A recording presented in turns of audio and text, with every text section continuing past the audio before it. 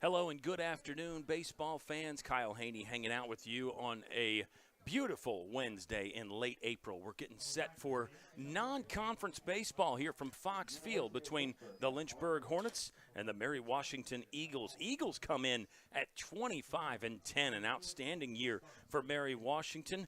Lynchburg 23-13. Both teams were actually in action yesterday. Lynchburg got a win against Hampton-Sydney, a key conference affair, a key conference victory. We'll revisit that one and talk about some of the events from yesterday. Mary Washington actually got 2 wins yesterday. They swept Southern Virginia 11-1 and 8-4. So we're expecting a very good ball game today. Midweek matchup between two teams that are really playing pretty good baseball at the moment as well. Lynchburg has now won 2 in a row, going back to the second game against Shenandoah over the weekend. Hornets have won 5 of their last 7. Mary Washington has won 7 of their last 9.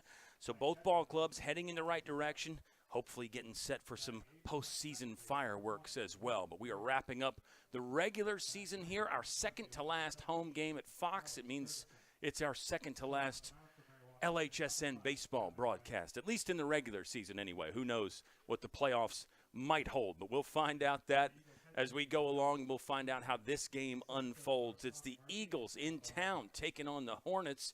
You're going to see it all live next on the Lynchburg Hornets Sports Network. My name is Sarah Watts, and I'm a computer science major.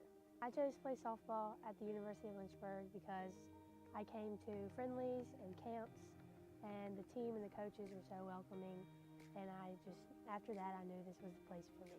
The University of Lynchburg has helped me achieve goals because through my classes, I do group projects, and I think that will prepare me for my jobs when I need to work with people. The person that has the most influence in my life would be my parents, because throughout my softball career, they have done nothing but support me. And when I have bad games, they always pick me up. And they're always the people that I go to for anything because they just know that they're always there for me. I like playing softball at the University of Lynchburg because the girls and the team, they're all super fun to be around, and they always welcome you. And they're always there if you need anything, and if you ever have any questions, they're the people that can answer them for you.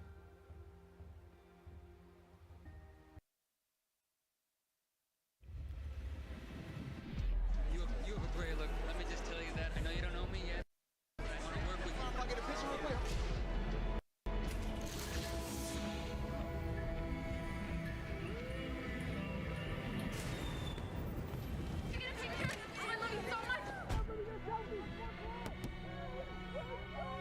He has no heart, no passion. He looks lost out there.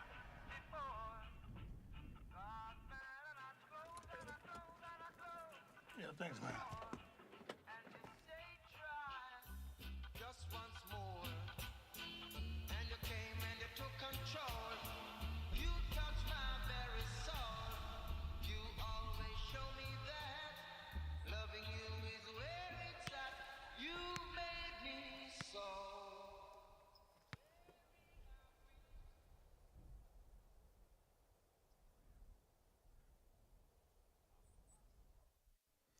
When you come to the University of Lynchburg to earn a master's degree in athletic training, you'll spend time in the classroom, but you'll also spend a lot of time in our top-notch facilities, learning from athletic trainers and working closely with our student athletes. In the Graduate Cadaver Lab, you'll learn about the human body in the best way possible, by actually studying the human body. This will provide a foundation to make you a much better athletic trainer. In the athletic training laboratory, you'll get hands-on experience, practicing your skills, applying concepts from the classroom, and working with faculty on research projects. It's also where our hydrotherapy facilities are. This space is also used by students for studying and practicing skills outside of class time. In the Sports Medicine Clinic and Turner Gymnasium, you'll work with student athletes from more than 20 NCAA Division III sports teams, helping get them back to practice and into the game as soon as possible. As an athletic training student, you're a big part of the success of our sports teams and the success of the local athletic teams. We see this relationship as a win-win situation. you learn, and that helps us win.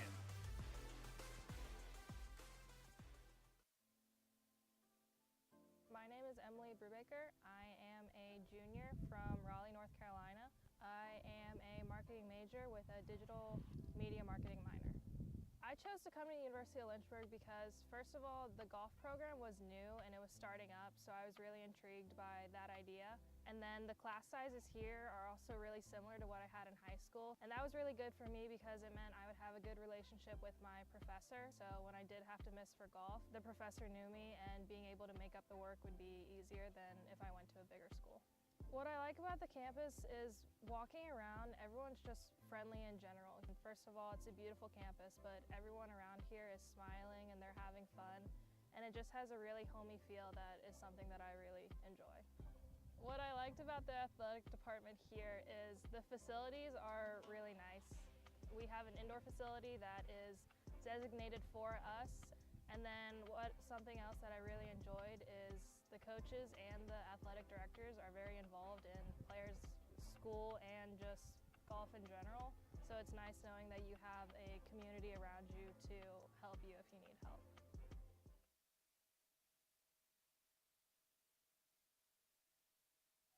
All right, baseball fans, we're back at Fox Field.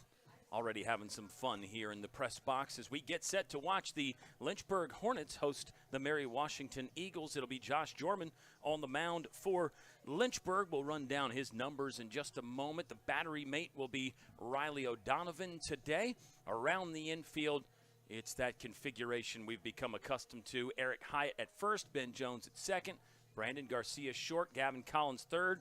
In the outfield, same deal for Lynchburg. It's the same defensive alignment other than the pitcher and catcher as yesterday. It'll be Logan Webster in left, O'Kelly McWilliams in center, Quinn Madden in right. For the Mary Washington Eagles, first year George Rizzo will lead off. Ryan Schwartz is in the two-hole. Noah Roots, who is now the career RBI leader at Mary Washington with 154. He bats third.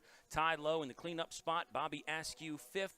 Tommy Martinez hits sixth. First-year Oliver Martin catching. And in the seven-hole, Luke Gerzon is playing second base, batting eighth.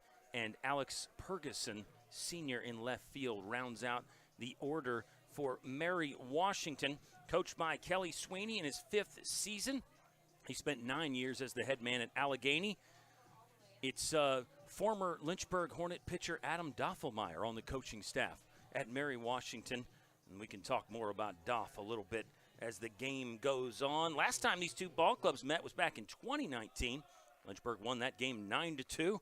Not sure anybody on the ball clubs today will remember that. First pitch swinging from George Rizzo, and we are underway on Lakeside Drive. It's an 0-1 count. Josh Jorman, the left-handed fifth-year man from Oak Hill, Virginia. Josh Jorman comes in sporting a 7.23 earned run average. He's 2-2 this season. This will be start 9, appearance number 12. This ball's in the gap and down, headed to the fence. McWilliams cuts it off, but it's a leadoff double for George Rizzo. Swung at the first couple pitches he saw and connected with that one in the left or right center gap, rather. Hit number 1, base runner number 1, already in scoring position for Mary Washington. On the season, they're 25-10. Mary Wash has won 7 of their last 9. This is game 36 of 37 in the regular season for the Eagles. They've got a matchup coming up this weekend against CNU. That game is on Saturday. The Lynchburg Hornets will be in action again after today, Saturday, against the Guilford Quakers on the road. And then Lynchburg actually has one final home game a week from yesterday. That'll be right here at Fox Field hosting CNU. So both these teams are going to see the captains here in the next week. Lynchburg's just got a few extra games in between. 0-2 count on Ryan Schwartz, junior from Glen Allen, playing shortstop for Mary Washington. Eagles are in the road blues with the white trim. Lynchburg in the black on black look. The new unis for the Hornets back in effect. This ball was low, skipped away from O'Donovan, still doesn't see it. Runner Rizzo took a hard turn around third, then taps the brakes and retreats, but he will advance 90 feet. It's a 1-2 count. As Josh Jorman heads back to the mound. Jorman's been that wild card guy as a pitcher really his whole career. He's a two-way player. this year, really making a big impact on the mound. Did come in to play first base yesterday at the tail end of that win against Hampton-Sydney. Jorman kicks and fires the 1-2. This ball tapped to the right side. It's by Hyatt. Jones fields. Jorman covering. Did they get him? They did not.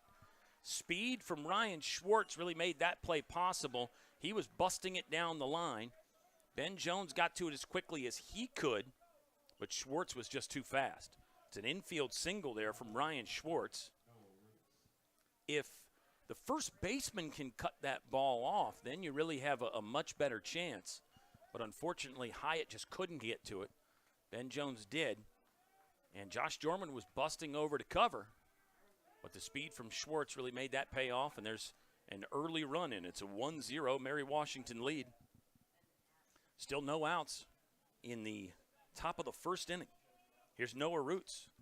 He is now the career RBI leader at Mary Washington. Broke that record yesterday. Riley O'Donovan will spike a pickoff attempt that Eric Hyatt bodied up. Hit him in the midsection there. Hyatt will go pick that ball up and hand it back to Josh Jorman. It's an 0-1 count. For Roots on the season, he's hitting .279. He's driven in 19 this year, 154 in the career for this left-handed swinger. He's going to be followed up by Ty Lowe. Designated hitter is on deck. Still nobody out here in the top of the first inning. Runner on first is Schwartz. We've already seen his speed. Roots showing the bunt again. Takes it for called strike 2. Lynchburg on that bunt coverage had the third baseman Gavin Collins crashing. Garcia covering second.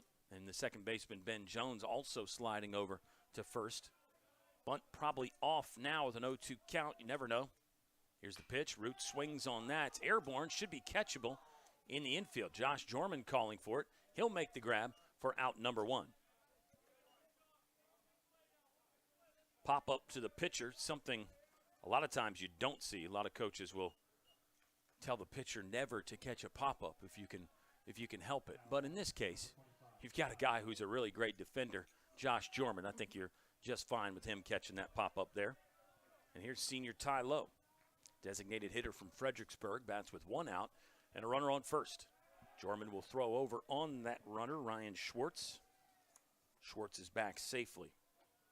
On the season, Schwartz has stolen 13 bags. He is the team leader in that category for a ball club that does not run a ton, just 48 stolen bases for Mary Washington. Schwartz won't need to steal because this ball has skipped by Riley O'Donovan. Schwartz moves up. I say Mary Wash doesn't run a lot. 48 stolen bases, compare that to 83 from Lynchburg. So Hornets not quite double the amount of stolen bases, but close. And so that tells you that for the Eagles, the running game is not as big of a component to the offensive game plan. 1-0 count. Now it's even up at 1 ball and 1 strike. There's 1 out. Lynchburg with the win yesterday. Electric stuff from Nathaniel Mack out of the bullpen. We've been seeing that the second half of the season. He did it again yesterday. Then Lynchburg got some insurance runs in the 8th inning to really break things open. Home run from Logan Webster in that game yesterday. Ben Jones, 3 hits. And a great performance out of the bullpen from Logan Tapman. Sophomore Logan Tapman was switched on and ready to go yesterday. The starter Colin McGuire was pretty effective as well for Lynchburg. The Hornets beat Hampton-Sydney 10-4. 12 hits yesterday for Lynchburg. And for Hampton-Sydney, their offensive attack was really limited by Lynchburg's great pitching. Some timely pitching as well from Lynchburg. Big pitches and big spots from guys like Tapman and Mack. McGuire started. Lynchburg did use 4 pitchers yesterday. It was Austin Riney pitching to 3 batters in the middle of the game there. And Riney, in fact, got out of an inning with a strikeout. So back to that timely pitching. Jorman close on that one, but it is a ball. Now it's a 3-1 count with 1 out in the top of the first inning. Mary Washington has scored 1. George Rizzo doubled. Got to third on a pass ball wild pitch. And Ryan Schwartz banged him home with an infield single. This one fouled away from Ty Lowe, so now our count is full.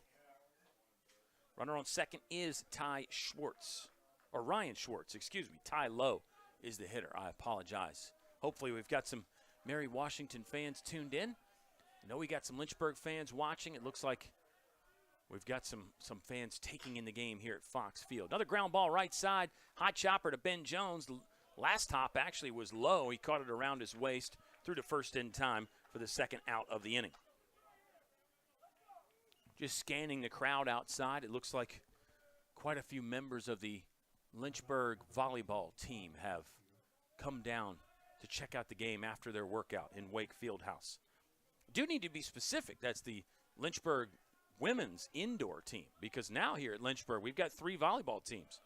We've got women's indoor, men's indoor, which will be starting next year, and then, of course, our beach volleyball team as well. So there's a little bit of everything happening here athletically at the University of Lynchburg. 0-1 count to Bobby Askew. Askew swings on this. Bounce to the left side. Gavin Collins on the move. Claws that. Fires over. We've got a catch at first base. Nice play by Eric Hyatt. Mary Washington scores 1, but Lynchburg with some fine defense to limit the damage. It's Eagles 1. Hornets coming to bat in the bottom of the first, next on the Lynchburg Hornets Sports Network.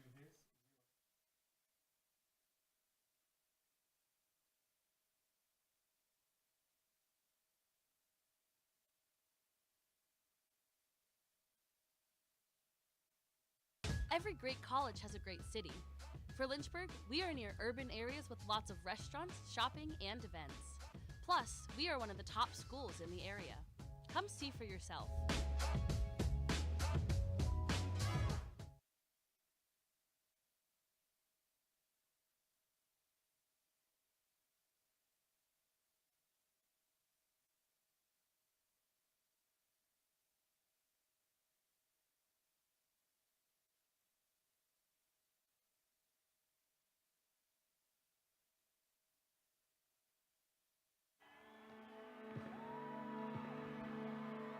Great moments are born from great opportunity. That's what you have here tonight. That's what you've earned here tonight. This is your time. Now go out there and take it.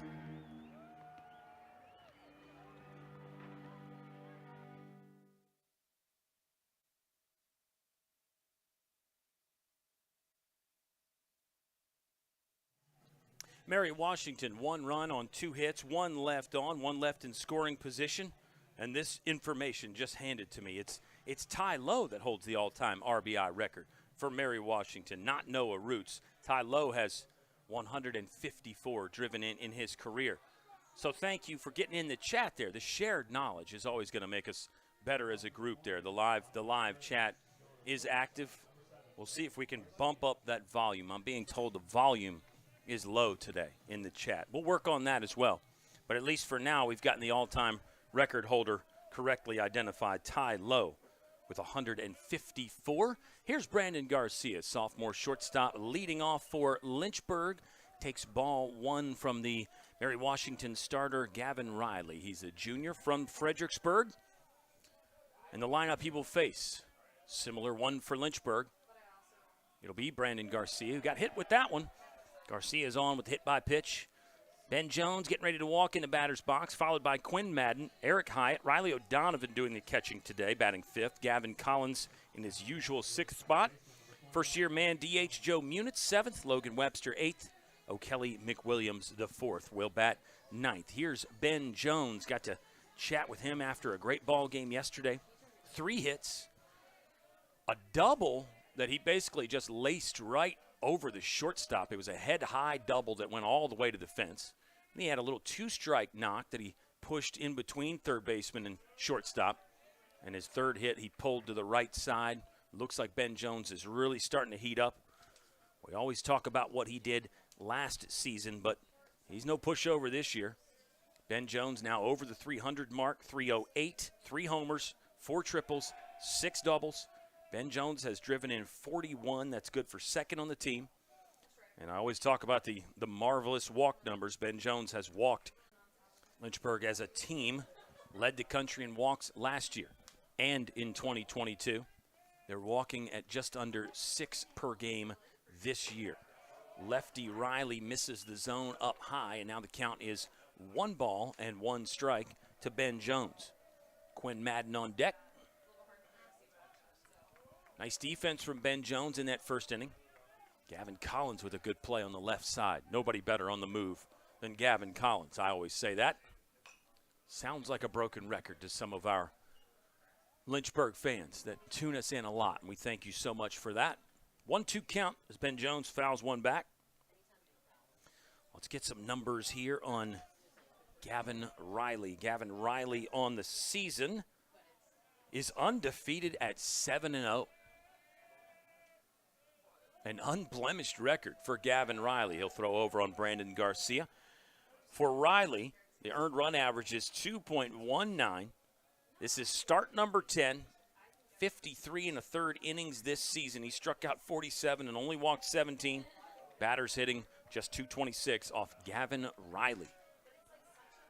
Brandon Garcia going on first move. He'll try to beat the pickoff throw into second. Swim move. Thought he got around the tag. Umpire disagrees, and that's an out. Brandon Garcia has been picked off for the first out of the afternoon for Lynchburg. It's the old 1-3-6 put out on the pickoff move there from Riley. Good move, and I mentioned Brandon Garcia probably going first move there, so as soon as that lead front leg picks up, base runner's probably taken off. And if you do get picked off, that's the technique the coaches tell you, is just try to beat the first baseman's throw into second. But on this occasion, Noah Roots caught that ball and unloaded pretty quickly, an on-target throw to the shortstop Schwartz for the out. Now it's a 4-3 ground out for Ben Jones, and all of a sudden, what looked to be a potentially great inning for Lynchburg with the leadoff man on has all of a sudden become Quinn Madden hitting with 2 outs and the bases empty. Madden is the team leader in hits and RBIs. Takes a good swipe at the first offering from Riley and fouls it back. Quinn Madden on the year hitting .357, 7 dingers, 2 triples, 11 doubles, and he's driven in 46. Quinn Madden began the year not even playing every game, but when his bat got hot, just too hard to keep him out of the lineup. And he's really been a fixture in the middle of the lineup, basically from the beginning of April on. Maybe even prior to that if we went back and looked at some of the batting orders. It's an 0-2 count on Quinn Madden. Junior Gavin Riley looks in, has the sign. Now he's set. A deep breath. He'll fire to Madden. Off the plate for ball 1. Eric Hyatt, the first baseman, on deck for Lynchburg. Hyatt walked, had a sac fly yesterday. Always a productive day when Eric Hyatt puts on the uniform. He's reached base in 31 of his last 32 games. Madden swings and misses, ball in the dirt. Catcher will have to make a throw down to first. The Eagles do complete that. It's not quite a 3-up, 3-down inning, but Gavin Riley faces the minimum, and Mary Washington holds on to their 1-0 lead through 1 complete at Fox Field in Lynchburg.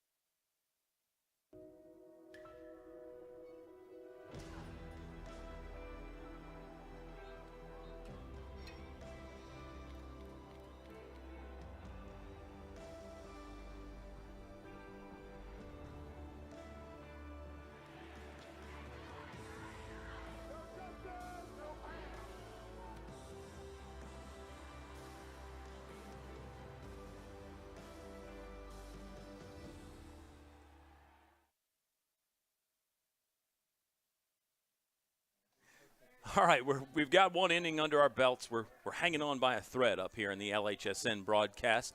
You'd think we'd all have it, the A-plus stuff this late in the year, but it's always nice to get off the script and audible and ad-lib and have a good time. Lynchburg would be having a better time if they weren't trailing 1-0. A good start for the Mary Washington Eagles. Ball upstairs from Josh Jorman. It's a 2-0 count to Tommy Martinez, junior from Raleigh, playing third base for Mary Washington. Tommy Martinez hitting .332 on the season. He's driven in 13. It's a Mary Washington ball club that has, again, had plenty of success this season. At 25-10. Got a great stat for you here after this 3-0 delivery from Josh Jorman. He does go down the heart of the plate for that one. This season, Mary Washington is 8-1 against ODAC opponents. Pretty impressive there. They've beaten Bridgewater, EMU, Randolph-Macon, Ferrum, Shenandoah, and Hampton-Sydney this season. Called strike two. Now the count is full. And in all common opponents between Lynchburg and Mary Washington, the Eagles have a 10-3 record. So that's all those ODAC teams, and then CNU and Salisbury, who Lynchburg has played. Brandon Garcia going up the middle. Hollywood has this. Throws on the run. They got him by half a step. Nice defensive glove work there from Brandon Garcia. Tough play for a shortstop. Got to throw across your body. Tommy Martinez probably thought he squeezed that one through the infield, but Garcia was there for the first out of the top of the second inning. Here's first-year man from Clarksburg, Maryland, Oliver Martin, doing the catching duties today for the Eagles. But this is a Mary Washington team that, you see them on the schedule at the beginning of the year, tongue-tied early in the game. But you see Mary Washington on the schedule at the beginning of the year, you get excited. Then you just kind of keep tabs on them throughout the year. You see all the games they're winning, and then you start doing your prep work for this ball game, and you see, wow, they're 25-10. They're playing really good baseball this season. It makes you even more excited about the matchup today. Mary Washington averaging 7.23 runs per game. 7.23 runs per game. Lynchburg offensively is just over 9 per game. The Hornets have really been swinging the bats well since about March on. Some of that is the tough competition that Lynchburg played early in the season. 5 of the first 6 opponents were ranked for Lynchburg. And then there was even some more ranked teams. Shenandoah was ranked this weekend in that split for Lynchburg Hornets on Hornets matchup. Mary Washington in the receiving votes category, much like Lynchburg is right now as well. Martin Skies one to right. Quinn Madden's under that. Easy grab for Madden, and there's 2 outs in the top of the second inning. But yeah, both these teams have really played some elite competition this season. And some very, very good baseball in the Commonwealth this year.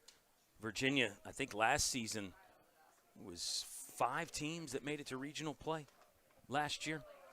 Is that right? Let me double check that. I know we had 3 from the ODAC. Lynchburg, Shenandoah, and Randolph-Macon. CNU made it, and then I believe Mary Washington made it into regional play as well. I'm just scrambling. Is there somebody I left out? Got to think about it. Low and away there from Josh Jorman, and it's a 2-0 count to Luke Gerzon, second baseman, senior from Fairfax, Virginia. Yeah, baseball in the state of Virginia is so good right now.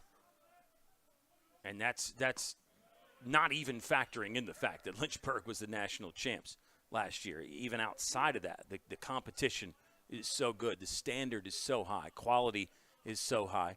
And extend that beyond the Division III level. That's all college levels and even down to high school. And look at the amount of guys from the state of Virginia, pro ranks, guys that played their baseball in Virginia in the pro ranks.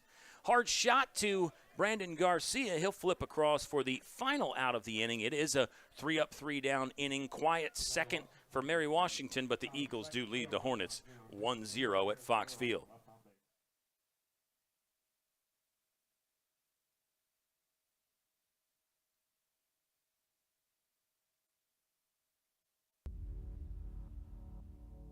To them, the whole world looks like an opportunity, one to be seized,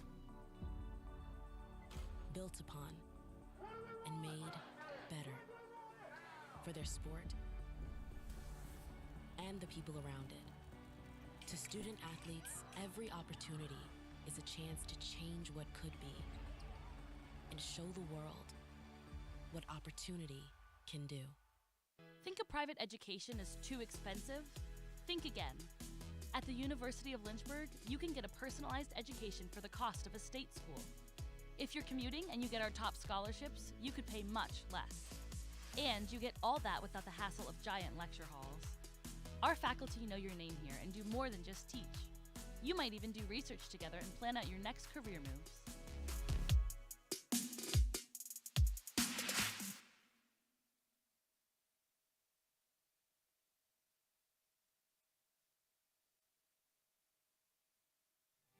Overcast skies in central Virginia. Temperatures in the low 70s today. Low humidity. Great day to watch a ball game. Ball should be flying well. We saw 2 home runs here at Fox Field yesterday. Flag not moving as much as yesterday. Yesterday we had a nice gentle breeze that seemed to be going out to right center field. Today, not much of that. But springtime in central Virginia, it always seems to be windy, so you never know when a gust could kick up here at Fox Field. This is Eric Hyatt leading off the bottom of the second inning for Lynchburg on the season. Hyatt is at .305. It's 32 hits and 105 at bats. He's walked 31 times. That is second on the team behind Ben Jones. Just 12 strikeouts for Eric Hyatt. Yeah, that's another broken record one for Lynchburg fans. Me talking about Eric Hyatt's walk to strikeout ratio as a hitter. Hard to find much better. Eric Hyatt will take a called strike there. It's 1-1. Riley O'Donovan on deck. Gavin Collins due up third this inning. Lynchburg got the leadoff man Brandon Garcia on. He was picked off. Ben Jones grounded out. Quinn Madden struck out. They're facing the talented Gavin Riley for Mary Washington.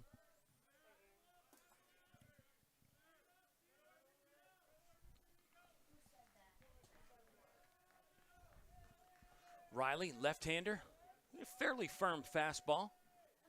Seems to be coming right at the Lynchburg hitters. And as I say that, he misses one upstairs with a fastball that did have good life on it.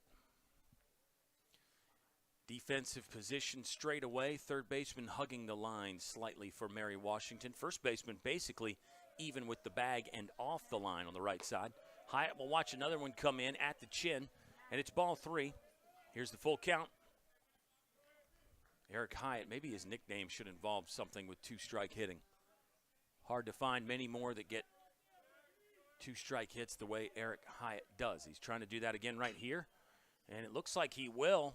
Looping one into center field. Nope.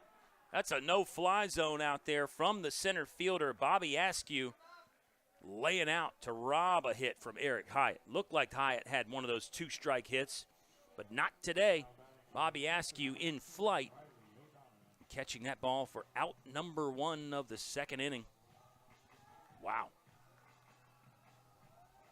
Hyatt hit it on the nose. Can't do much more than that if you're Eric Hyatt.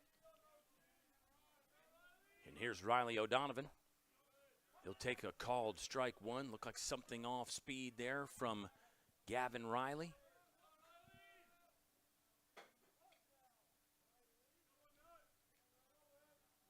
As I think we're going to get a replay at some point of this great catch.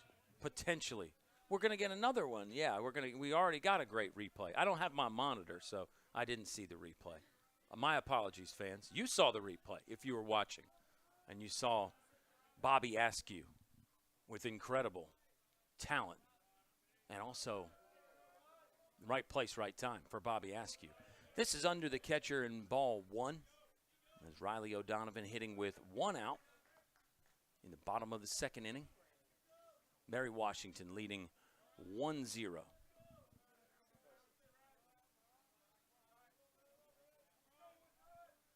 1-2 delivery from Riley. Swung through by O'Donovan, and it's out number 2 of the inning. 2 strikeouts now for Gavin Riley. Here comes Gavin Collins. So it was Gavin Riley facing Riley O'Donovan. Now it's Gavin Riley facing Gavin Collins. It'll force you to be on your toes. Gavin Collins, .294 on the season. In his 4th year as an everyday starter here for the Lynchburg Hornets. This one low and in. Collins will take it for ball 1. Gavin Collins yesterday 1 for 5 with 3 strikeouts. Thought Gavin Collins was really putting some good moves on the baseball. And his defense just so good. Collins spins on that one, bounces it to his counterpart at third base, throws slightly up the line, but the first baseman, Noah Roots, able to hang on for the 3rd out of the inning. It's 3 up, 3 down. Gavin Riley has faced the minimum through 2, and Mary Washington leading 1-0.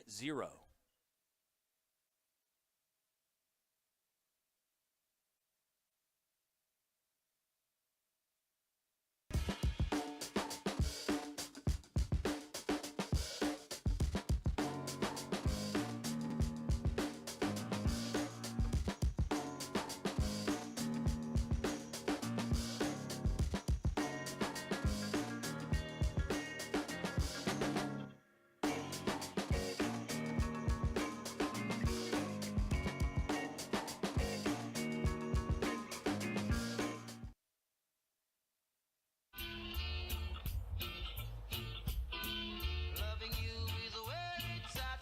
You've made me so very happy. I'm so glad you came into my life.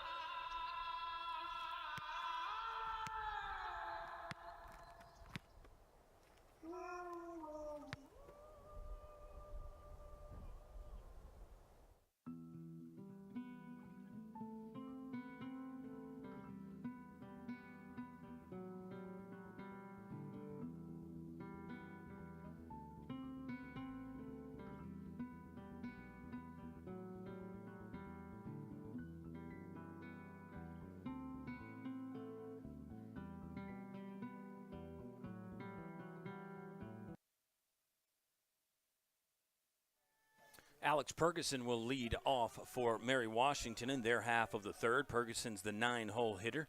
Senior from Midlothian will be followed up by George Rizzo, who doubled in his first at bat, and then Ryan Schwartz, who singled Rizzo home. That's the lone run of the ball game up to this point. Southpaw Josh Jorman still out there twirling for Lynchburg. Perguson will take a swipe at that and come up empty. And the count is 1-1. Lynchburg will have 7, 8, 9 due up in their half of the 3rd.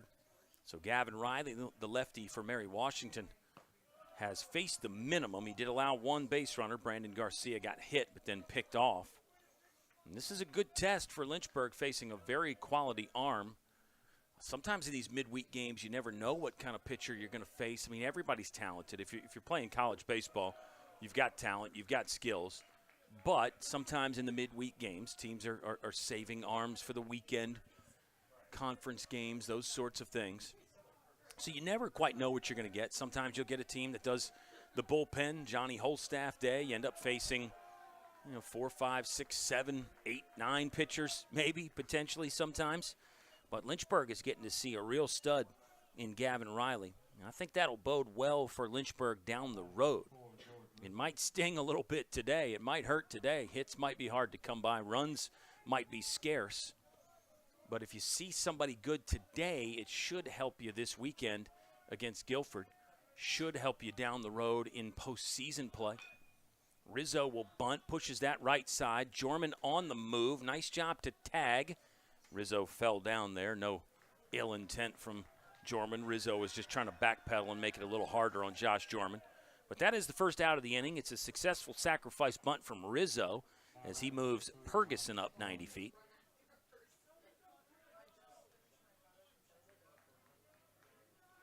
And this is Ryan Schwartz. He had an infield single in his first at bat. The only RBI of the game to this point. Mary Washington leads 1-0. Schwartz Tears the cover off the first pitch, sends this into the deep left corner. Ferguson's going to score no problem. It's a 2-0 game, and Schwartz will cruise into second on impulse power with a stand-up double. Third hit of the ball game. Schwartz has 2. It's the second double of the ball game. Coaches always talk about those leadoff walks end up burning you. Well, that did not take long for that one to burn Lynchburg, as Ferguson really battled, took some close pitches, got to second on the sac bunt, and then Schwartz doubles him home. Riley O'Donovan will take a slow trot out to the dirt circle to have a chat with Josh Jorman. They're getting ready to face Noah Roots, who is not the career RBI leader at Mary Washington. That's the guy on deck, Ty Lowe. But Noah Roots has had a good season, 273. He's driven in 19. Got 1 homer, 2 triples, and 7 doubles. This is a Mary Washington squad that on the year just has 9 home runs. If you compare that to Lynchburg, 34 dingers for Lynchburg. Now, Lynchburg's got 10 triples. Mary Washington, 19 of those. First pitch swing, ground ball, right side. Ben Jones tried to battle the hop, bobbled, and that's probably going to be an error on Ben Jones. It's a hard ground ball from Noah Roots. I think if you asked Ben Jones, he would tell you should have had that one. Runners at the corners now, first and third. A lot of early in the count swings from Mary Washington. Aggressive, first pitch, second pitch swinging, a lot. A lot of the good teams are like that, though. It's not that that's uncommon, but it probably is noteworthy. And if you're Lynchburg, how can you take advantage of that? Maybe more breaking balls early, more balls off the plate potentially. Coach Travis Beasley knows all these things. He's already 6 steps ahead of any broadcaster who's thinking about that out loud. But that's the battle in our game. That's really tough because you want aggressive hitters that go after good pitches early in the count. In pitching, you want to get ahead typically. You don't want to walk players. So it is an interesting battle. 2 sides of that coin. How do you maintain that balance? That did look to be off speed. Ty Lowe belts it deep. This ball is back. This ball is caught by O'Kelly McWilliams, and then he flipped it to Quinn Madden to throw in.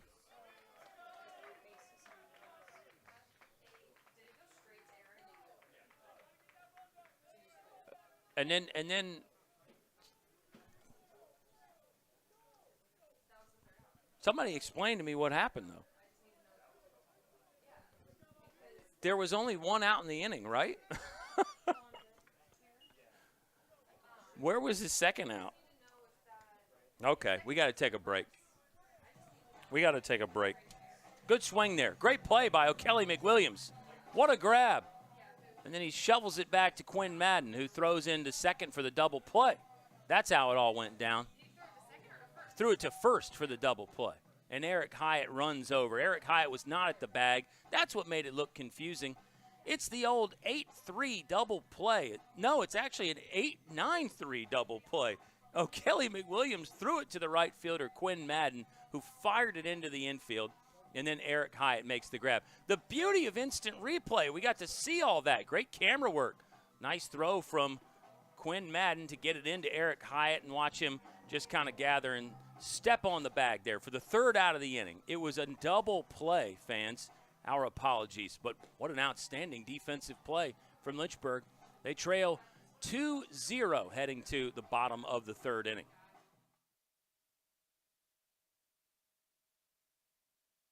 Look what you're missing.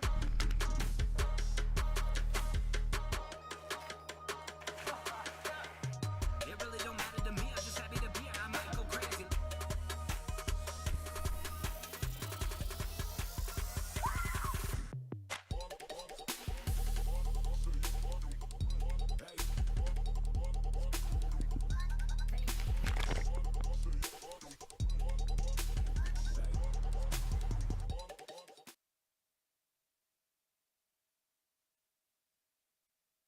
Okay, so here's the play, fans, that ended the inning. It's O'Kelly McWilliams in deep right field to catch a ball. He flips it to Quentin Madden, who then fires it into the infield. There was a runner on first who was gone on contact, had no chance to get back. Eric Hyatt scoops up the throw, and steps on the bag for the third out of the inning. So it is an 8-9-3 double play. O'Kelly McWilliams, we know his speed, but he really came from outer space, it looked like, to catch that ball. I mean, I don't know how he didn't burn up on re-entry there. He was coming in so fast. He caught it and then shoveled it over to Quinn Madden, who then threw it in. That's something you'll see in the middle infield occasionally. You know, a shortstop will flip it to the second baseman or vice versa, and then they throw to first. But this time it was an 8-9-3 double play. Really a well-hit ball by Ty Lowe. I mean, he got into that. The fact that O'Kelly McWilliams caught it in the first place was impressive, and then Lynchburg got a double play out of it. Mary Washington did score a run in that inning, by the way. Alex Perguson with the leadoff walk. He came around on the Ryan Schwartz double. But Lynchburg does limit further damage with one of those double plays that Lynchburg does turn so often. We had an outfield assist for a double play a couple times over the weekend against Shenandoah. Logan Webster threw a runner out at home. Timmy Cotton did the same. So Lynchburg's outfield defense taking the stage and getting some double plays of their own. That's a lot of fun. We will watch that replay again just because the camera work. Excellent out there in deep right center field to see that exchange from McWilliams and Madden. We got to find out if they've ever practiced that. That just felt totally impromptu. Full count on Joe Munitz. Swings and fouls it away. Gavin Riley, the lefty for Mary Washington. Junior is still cranking out there. He's faced the minimum.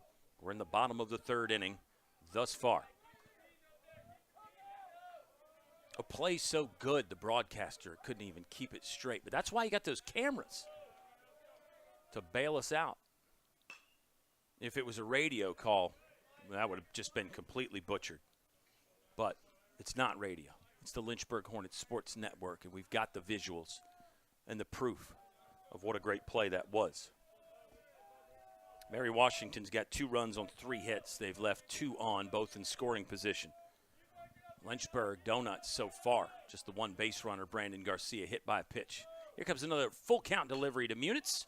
He's under this. Left side, long run for left, short, and third baseman. In foul territory, the grab is made by Alex Perguson for out number 1 of the inning. Logan Webster stepping in. Left fielder was just mentioned about the great defense against Shenandoah. His offense has been outstanding lately, though.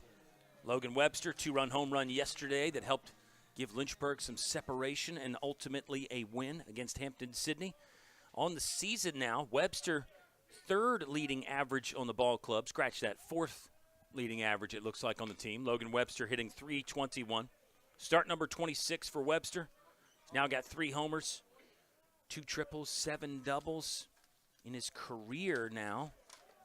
I think, as I go to the statistics, Logan Webster now 6 homers in the career. He'll watch a good, hard fastball, catch the outside edge for strike 2. It's an 0-2 count with 1 out. In the bottom of the third, O'Kelly McWilliams is on deck for Lynchburg.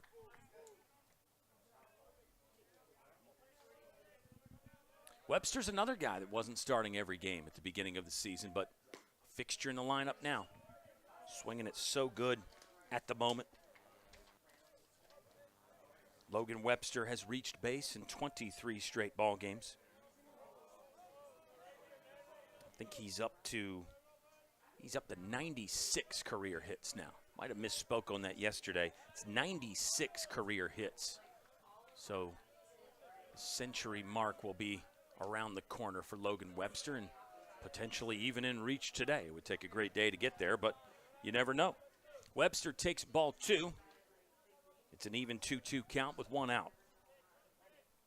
Webster, a junior from Chesapeake, Virginia, Grassfield High School.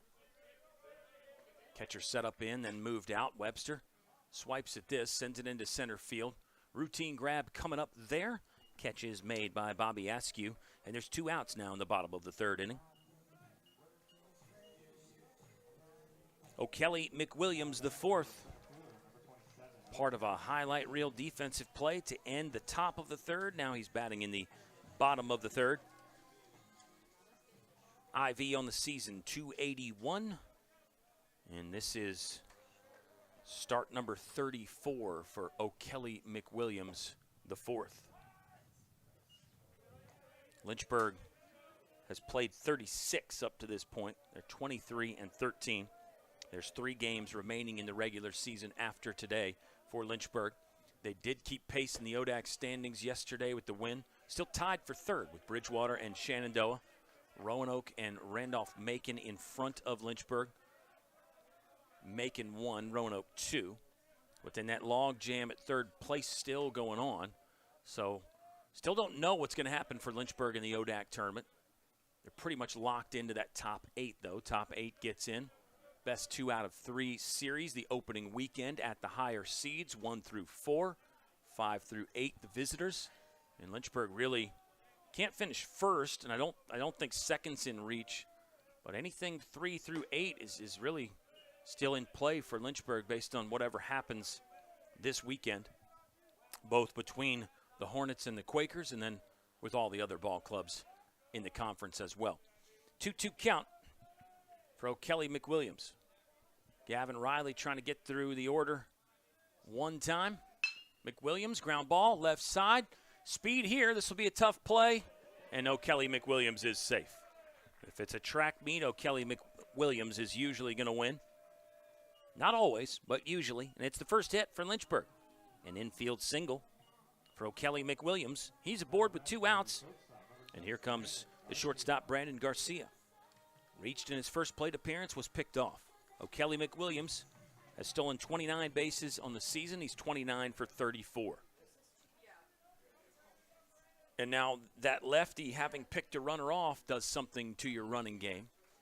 Doesn't completely shut it down, but it forces you to make a decision as a coach on whether you do want to shut it down. Lynchburg does run quite a bit. So sometimes as a coach, you're playing the odds, you're playing the math, saying, hey, we're going to get picked off occasionally, and we can't let that stop us from doing what we do. Riley will throw over to first. And as you get more runners on, you get more information about the pickoff move. So you can start to learn that a little bit. That's a place where a first base coach can be of some real value. Cameron Lane, the he's a grad assistant for Lynchburg, but Cam Lane, the first base coach here for Lynchburg. A lot of times, base runners don't really need a first base coach. They're making a lot of those decisions on their own. But with a lefty, 2 sets of eyes are better than 1 over there, and the first base coach is out there for every base runner as well. So that's one where he can start to develop a file, figure out the move a little bit. Then maybe you don't have to run on first movement. Again, that phrase, first movement, means basically when that lead leg, that front right leg on a lefty arm picks up, that's when you would take off in the full sprint to second. Other times you can read a guy's move and then not go on first movement. 3-0 count for Brandon Garcia as Riley has fallen behind a hitter on a rare occasion. Pitch clock violation, action clock violation there. That is a ball, and Brandon Garcia is now on with a walk. Actually had some fans asking me about this the other day. Yes, even though the clock is not visible in Division III baseball, there is still an action clock. That's the term the NCAA likes, action clock. And in this case, Gavin Riley violated that, did not pitch in time. So the penalty of a ball means it's a walk for Brandon Garcia. Garcia's got the 0 for 0 day working. And here's Ben Jones. Lynchburg with a legit chance here. Garcia got out a bit, extended a bit on a ball in the dirt. O'Kelly McWilliams did not run at second, so Garcia had to retreat to first. Good, strong snap throw from Oliver Martin, but Garcia is back in time. And you make the call there, fans. Another great replay from LHSN. Camera set up in the perfect spot for that one to allow the fans at home to be your own umpire on that one. And that's a balk. That is a balk this time. So Riley, he's basically been unhittable, but a few little organizational or logistical errors here for Riley as he had a pitch timer violation and now a balk. Runners are on second and third. This is an interesting situation here for Lynchburg because they haven't had much going offensively in the game, obviously. But right now, a chance to potentially score, tie the game up, maybe even break the game open if you're Ben Jones, possibly. We'll see. Good time to take a mound visit, really, here if you're Mary Washington. I like that a lot. Settle Riley down just a bit, get the infielders on the same page. Everybody's in there collectively. I think that's pretty good coaching right there. Yeah, there's something to be said for letting a guy self-organize and figure it out on the mound on his own, or maybe just send the catcher out there. But I like the idea of getting the team together and having a chat. Mary Washington, 25-10. They've been in a sticky situation like this before. No reason to be rattled here if you're the Eagles. But it is an opportunity for Ben Jones to do some major damage. 1-0 count. 1-0 count for Ben Jones. 2 outs, 2 in scoring position. Ben Jones liked that one low and in, but couldn't keep it between the lines, and now it's a 1-1 count. Quinn Madden waits on deck, struck out in his first at bat.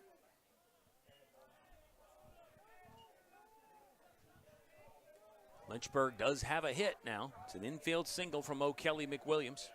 Gavin Riley was twirling the no-hitter for a while. This one down the left field line. Long run for Ferguson again.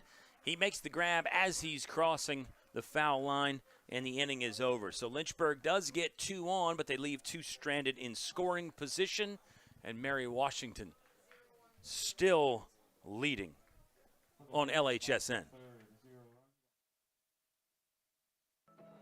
A lot of people go to the universities to find something to be a part of while getting their education. And when you come here, Lynchburg is that something. It becomes a family.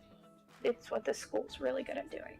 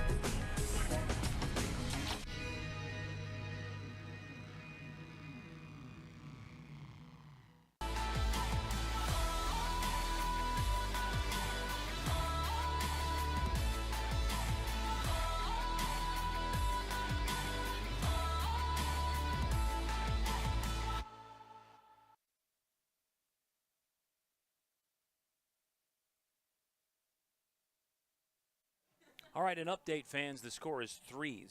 We thought it was 2-0. It's 3-0. 1 run did score on that strange double play, the 8-9-3 sacrifice fly double play. So the runner at third did tag up. That was Ryan Schwartz who tagged up and scored on that one.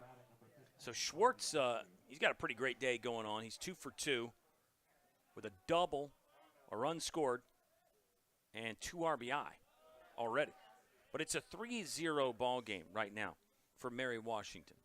They did score there. Lynchburg, the phrase limiting the damage is still true, though, with a great double play to get out of the inning. And again, just the fact that O'Kelly McWilliams caught the ball was really impressive. Here's one that's ripped into center field by Bobby Askew. The center fielder for Mary Washington is on with the 4th hit of the ball game for the Eagles. Leadoff man has been on in 3 of 4 innings now for Mary Washington. Josh Jorman did work a 1-2-3 inning in the second, but the Eagles got 1 run in the first. We thought they had 1 in the third, but actually 2 there, and it's a 3-0 score. Jorman will throw over on Askew to try to keep him close. Lynchburg does have activity in their bullpen now. We actually saw some guys warming up when the game began, but I think that was just a scheduled bullpen session rather than anybody getting loose in a relief situation. Just a good time to get that work in right before the game or as the game's getting cranked up there. Jorman throws over a couple times to keep Bobby Askew close. Askew's got 6 stolen bases on the season. That looks like it's tied for third on the ball club. 1-0 count as Jorman misses the zone. The hitter is Tommy Martinez, grounded out to short in his first at bat. Double play depth for Lynchburg. Martinez showing the bunt, popped up, but Collins is going to have to field on one hop. Throws on the run. They get him at first. Third base was vacant for a while. Then Jorman hustles over there to cover up to make sure the runner Askew cannot advance. He stays at second. It's a sac bunt for Tommy Martinez. Another good play from Gavin Collins. More evidence for the statement that I always make. Hard to find anybody better throwing on the run than Gavin Collins. Just the way he moves in general just to get to the ball first is incredible. And then the off-balance throws. He's really not that off-balance. He's just moving when he throws. He's got great balance, great rhythm, all those things that you need from your third baseman. 0-0 count for Oliver Martin. First-year catcher flew out to right in his opening at bat. Martin swings at this, caught on a line by Jorman. Runner got back in time. And that will be out number 2 of the inning. Well hit ball from Martin, just right at Josh Jorman. 2 outs now with a runner on second. This is Luke Gerzon, the second baseman from Fairfax, is a senior. He also grounded out to the shortstop. Change time coming maybe from Travis Beasley. It would appear. He has looked at the umpire in the field. Maybe this is just a conversation, though. Might not be a change here just yet. As Jorman has surrendered 4 hits, 3 runs for Mary Washington. Eagles are hitting the ball hard. I mean, that ball was hit well right back at Jorman. Jorman will stay in. So usually when the pitcher's going to stay in, at least this season, it's been Michael Solbach coming out to have the conversation, the assistant coach. In this case, it was the head coach, Travis Beasley, who went out there just to have a word with Josh Jorman. Short word. And now we're ready to go again. Luke Gerzon waiting for his first pitch of his second at bat. Breaking ball off the plate. 1-0 count. Outfield straight away, maybe slightly shaded the opposite way on Gerzon. That would be O'Kelly McWilliams, the center fielder, just barely on the right side of second base. There's a swing and a foul tip back into Riley O'Donovan for strike 1. Sean Pokerock did the catching duties yesterday for Lynchburg. O'Donovan today. That has been basically the way the workload has been split this season. Pokerock will usually catch the first game of the doubleheader, O'Donovan the second. And then in these midweek games, it's been split up in a similar fashion. Called strike. Count is now 1-2. Dugouts come alive for both squads. I think you can hear that on the crowd mic. Jorman looking at the pitch communication device on his wrist. Jones will bounce in to keep the runner Askew close. Long hold from Jorman. Now he finally delivers. Got him with a punch out. Big pitch there from Josh Jorman. Lynchburg trailing 3-0 heading to the bottom of the 4th inning at Fox Field on the campus of the University of Lynchburg.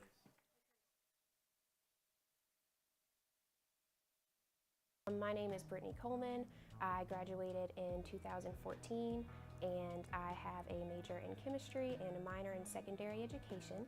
And I'm currently teaching chemistry and 7th grade science at a local combined school. Being able to have access to your professors pretty much anytime they're in their office is really helpful, especially in difficult science subjects. I love that I am able to teach a difficult subject to students who typically aren't going to perceive it as enjoyable. I'm able to present it in an interesting way because I was presented this information in an interesting way. It's nice for me to be able to mirror what it was that influenced me to be able to teach.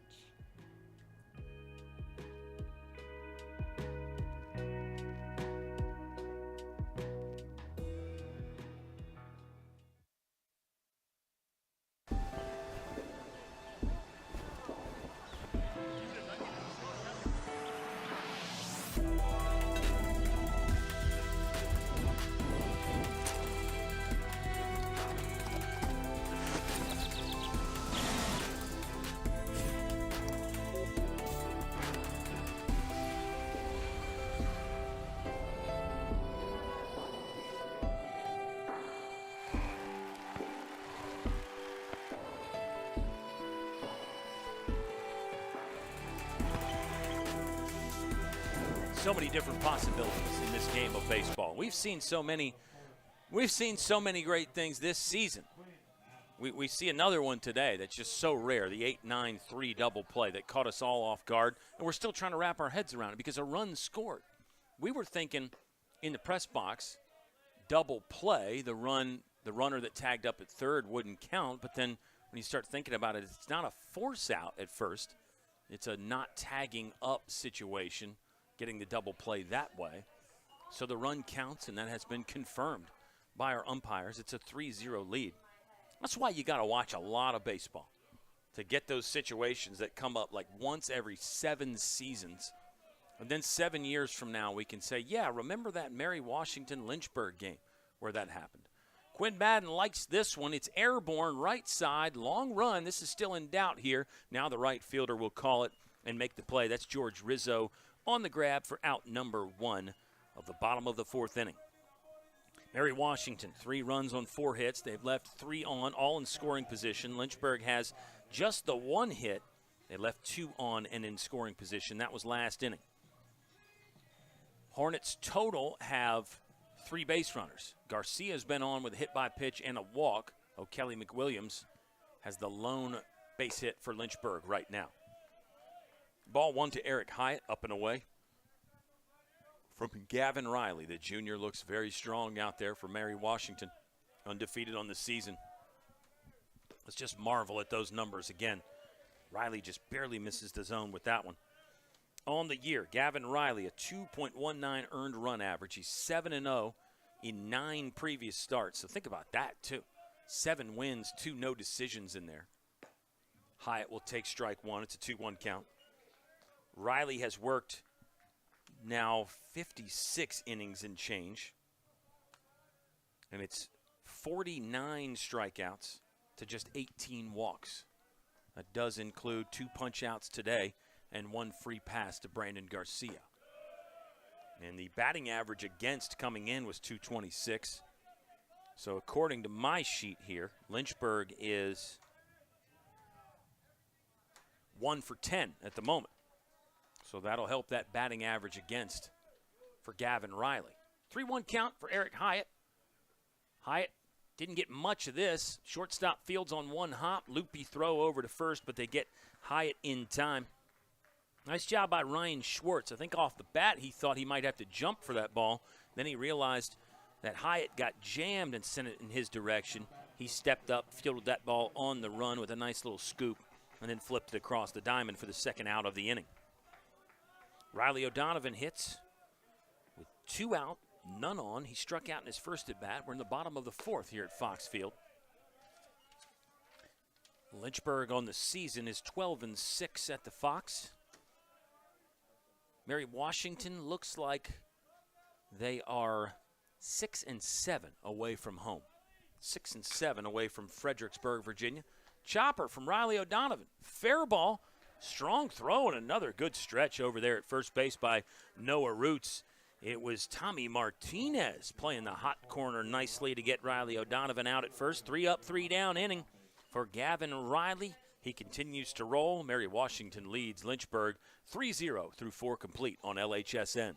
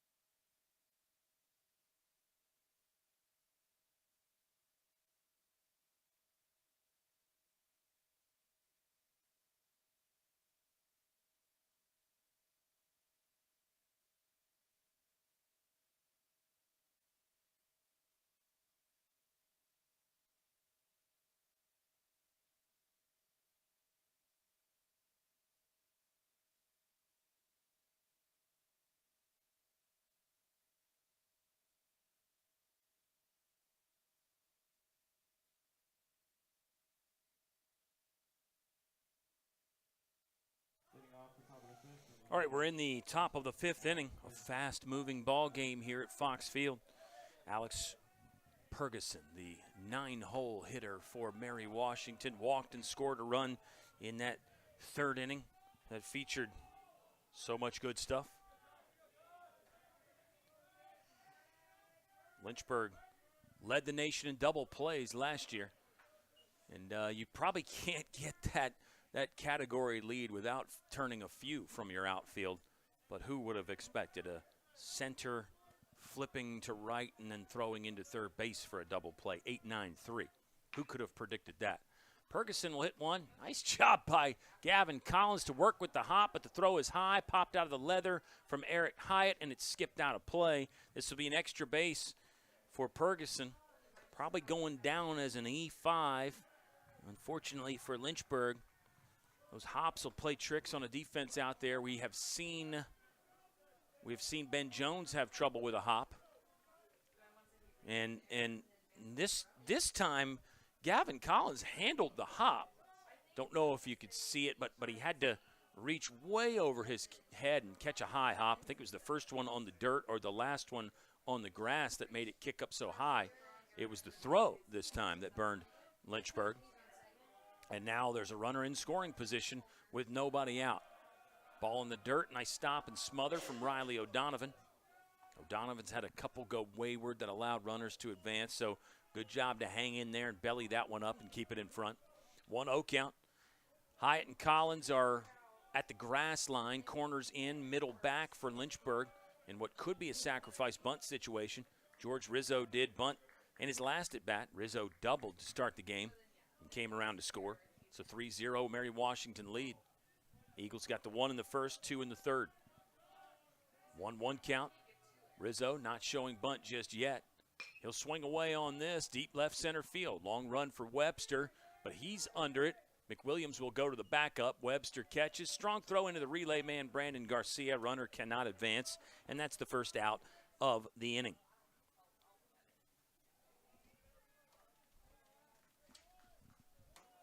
It'll bring up Ryan Schwartz, who's got a 2-for-2 day working right now on the season.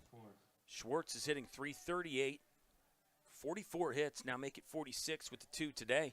He's a guy with more walks than strikeouts. 15 base on balls to just 11 punch-outs. Schwartz punches at this one. This ball is deep to left center field, and it's gone.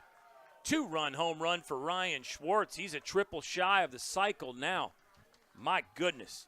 Ryan Schwartz, the junior from Glen Allen, is seeing it and swinging it today.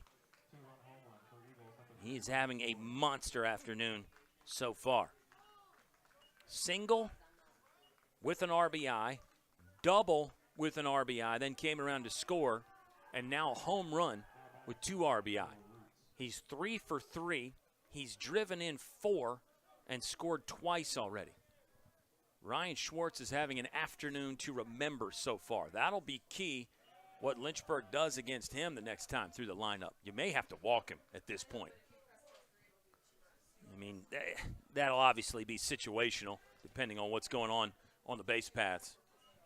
But when you got a guy like Ryan Schwartz seeing it like this and swinging it, I don't know. Tough deal right now for Lynchburg facing Ryan Schwartz. Noah Roots does not have a hit today. He reached on an error and popped out to the pitcher. 2-0 count. This is away and in the dirt. Good slide by Riley O'Donovan. Doesn't matter. There's no runners on base anymore, but still best practices there from your catcher. It's 2-1 count, actually. As we adjust. Jorman ready. Another one, same spot. Roots lays off. Now the count is 3 balls and 1 strike. Eagles starting to gather even more momentum after that 2-run shot from Ryan Schwartz.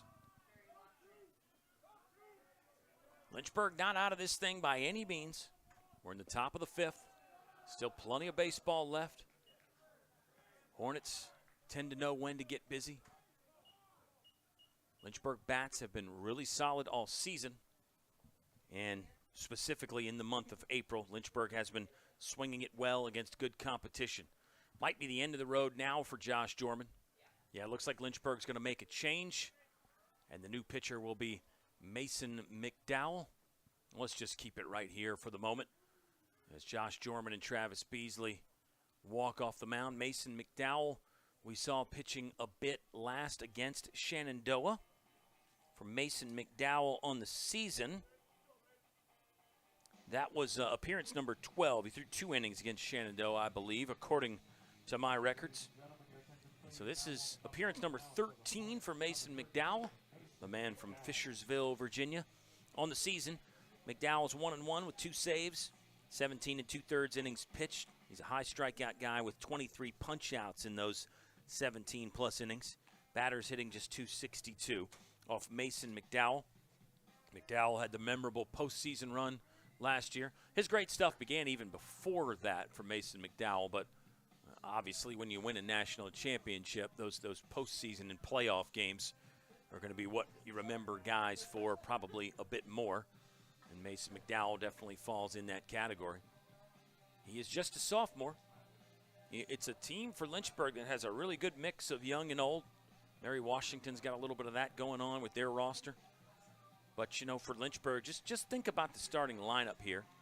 You have sophomore at the top with Garcia and Jones. Quinn Madden's a junior. Eric Hyatt is a junior. Riley O'Donovan and Gavin Collins are seniors.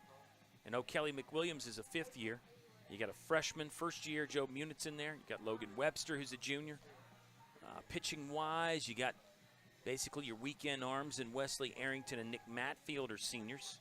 Arrington actually in his 5th season. But other than that, pitching staff features a lot of youth. Logan Tapman, sophomore. Mason McDowell, sophomore. Starter yesterday, Colin McGuire, 1st year. There's quite a few guys that have dealt with some injuries this season, pitching-wise. Offensively, Lynchburg has been fairly healthy. Knock on wood, if you believe in those sorts of things. But the bullpen has had to deal with some injury issues that have caused Lynchburg to have to go to plans B and C and all those other things you have to do throughout the course of a baseball season. Here's Mason McDowell getting strike 1 on Ty Lowe. That pitch just off the plate, 1-1 count to Ty Lowe.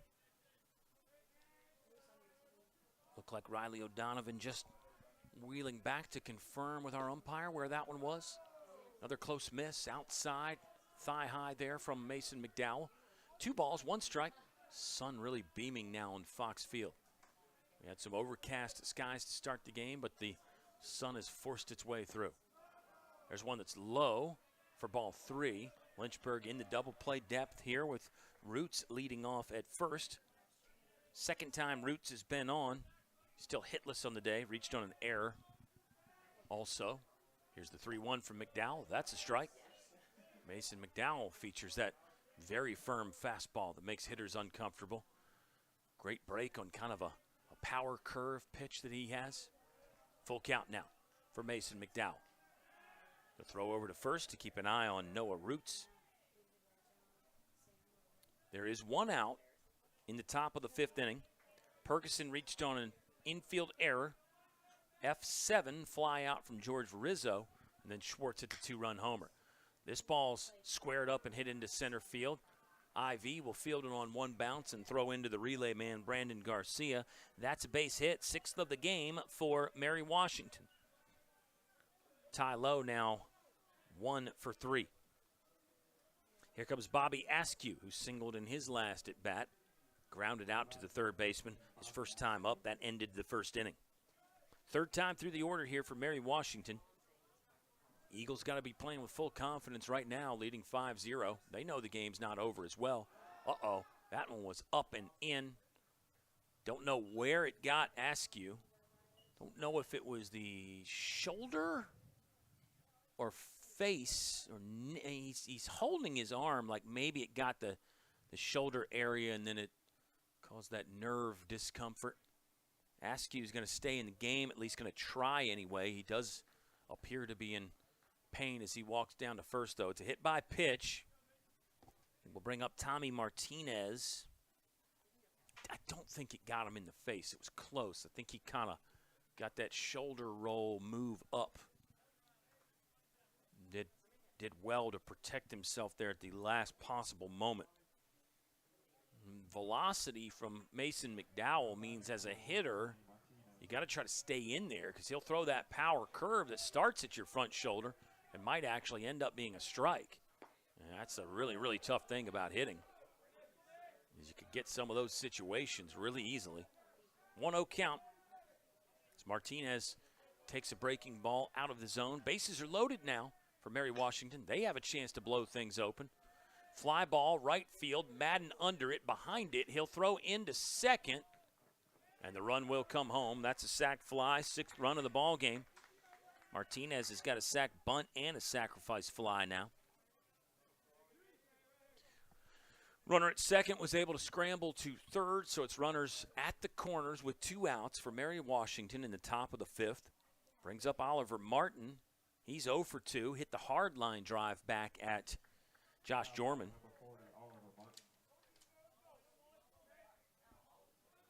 Oliver Martin on the season, hitting .363.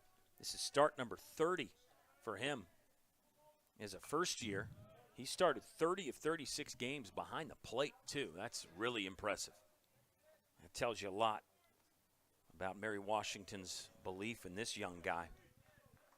So you handle a pitching staff basically every day to a 25-10 record, and you hit .363. I mean, that's crazy. Of course, that doesn't indicate that he's played catcher every game. That could be the other element to that. But I've been impressed with Oliver Martin today. It's an 0-2 count with 2 outs. Runners at the corners. Big pitch from McDowell. Broke off the breaking ball. Looked like a delayed steal there at first, or perhaps just an advance on the ball in the dirt. But either way, Bobby Askew slides into second safely. Now it's 2 in scoring position again for Mary Washington. They lead 6-0. They've left 3 stranded and hit into the double play. So you could argue could actually be worse than just a 6-0 deficit for Lynchburg. See what McDowell can do. Went with the fastball. It's low and away for ball 2.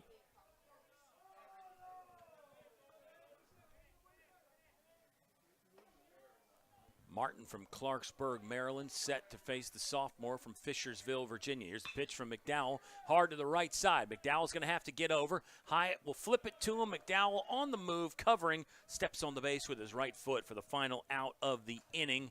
But Mary Washington adds to their lead, 6-0. Eagles on top of Hornets through 4.5 at Fox Field.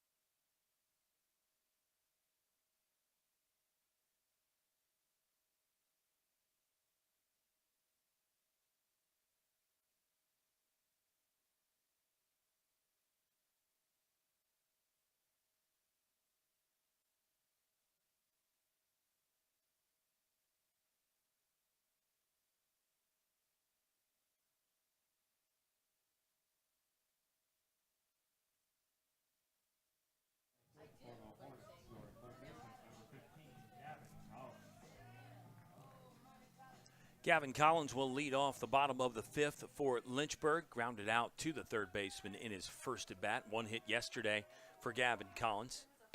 Hornets need to get busy. Easier said than done with Gavin Riley. He's throwing the ball great. He's allowed 1 hit. It was an infield single at that to O'Kelly McWilliams. 6-0. The Mary Washington lead Eagles have 6 runs on 6 hits. They have left 5 stranded, all 5 in scoring position for Mary Washington. And you knew the Eagles were going to be tough. You can just tell that from the record, and then that stat I threw out about against ODAC teams, 8-1 this season for Mary Washington. 8-1 says a lot when you're playing what we think is the best conference in the country. I'm sure some other conferences would have something to say about that. But traditionally, the ODAC very, very strong. That is not in dispute. You can debate and dispute and have your own opinion about what may be, quote-unquote, the best conference, but no way to argue that the ODAC is top-tier elite competition. That ODAC tournament's going to be really good, I think. Swing and a miss from Gavin Collins. Martin came up with it and gloved it and then threw it around, and there is 1 out in the bottom of the 5th inning. This will bring up Joe Munitz. Joe Munitz is a first year that has really been on a tear. It is a 7-game hitting streak for Joe Munitz. He's hit safely in 12 of his last 13. Of course, that's on the line here today. Flew out to left in his first at bat. Munitz got the bat off his shoulder, didn't pull the trigger, and it's strike 1 from the junior Gavin Riley.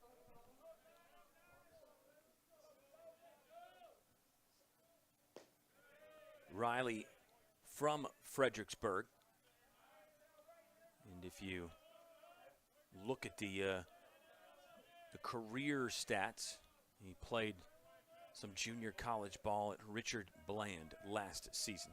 So in his first year at Mary Washington, he's basically been everything they've wanted and then some.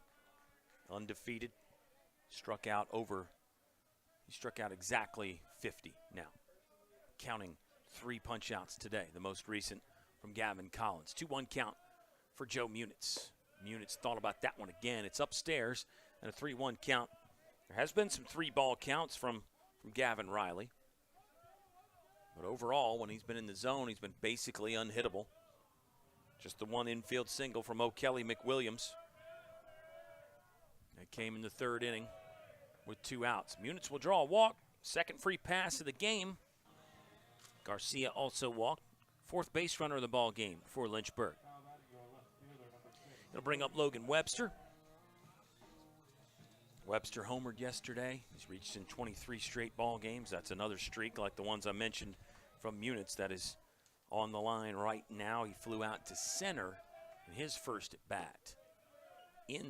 Inside, Martin struggled a bit for that one, but recaptured it before Joe Munitz could head to second base. 1-0 count for Logan Webster.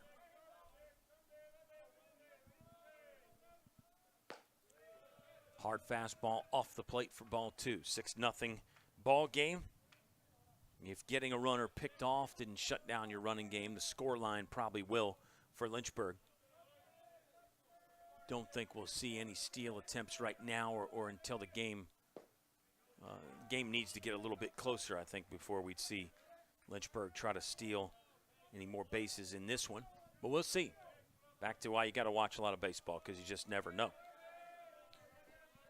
2-1 count now on Logan Webster. Webster hits this well, right field. Catchable, though, for George Rizzo. He'll make the grab. Munitz heads back to first, and now there's 2 outs in the bottom of the 5th inning. This is Ivy. O'Kelly McWilliams, the 4th. 1 for 1 so far in this game. Just looking at the stat line for Oliver Martin, mentioned all the games he's played in. It looks like he has played catcher in most, if not all, of those games. O'Kelly McWilliams is going to have his second base hit. Kind of got it off the end of the bat, dumping it into left field. It's 2 on with 2 outs now for the leadoff man, Brandon Garcia. O'Kelly McWilliams will take it. Second hit of the ball game for Lynchburg. Yes, he has both. And here comes Brandon Garcia. Garcia led the team in hits last season. This year, he's second, 2 behind Quinn Madden. Garcia has 49, Madden has 51. Last season, Brandon Garcia had 63 hits. More games to work with there, though, thanks to the long postseason run. 18 games in postseason play for Lynchburg. 0-1 counts. Brandon Garcia watches a fastball come in just above the knee. He'll get back in the batter's box and ready to go here facing Gavin Riley. The junior checks the runner at second. That's Munitz. This is low and away. Good slide by Martin to keep it in front. Munitz heads back. It's a 1-1 count. O'Kelly McWilliams is on first. Munitz on second. Garcia hitting. Ben Jones on deck. Mary Washington a lead at 6-0, but still very much in reach for an explosive offense like Lynchburg. They average just over 9 runs per game. Garcia up the middle. That's through. Garcia around first. Munitz around third to score. He got the green light. O'Kelly McWilliams busting in to third. Brandon Garcia pumped. It's the first RBI of the ball game. It's back-to-back hits now for Lynchburg. Said this explosive offense could heat up. Might be happening right now. Garcia 1 for 1 with a walk, hit by pitch, and a single. Brandon Garcia's 50th hit of the season right there. Brandon Garcia has now hit safely in 19 of his last 21. 19 of his last 21. Brandon Garcia has base hits. And it looks like now he's been on base in 21 straight. So good. Just a sophomore, too. Ben Jones hits with a 1-0 count. He's a sophomore, high school teammate of Brandon Garcia's. Garcia at first. O'Kelly McWilliams at third. Ben Jones, check swing, holds, but it's a called strike. 1-1 count.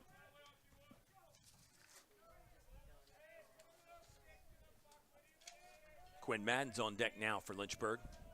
Ready, willing, and able.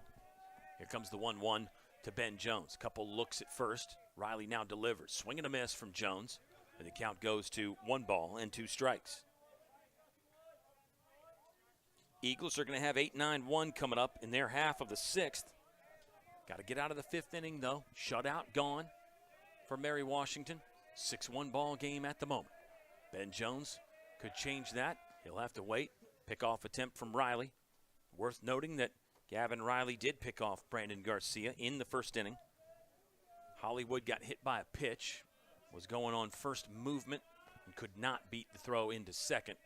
That was the first out of the ball game. Here's the pitch from Riley to Ben Jones. Low and away. Garcia running. Close play coming at second. He's out.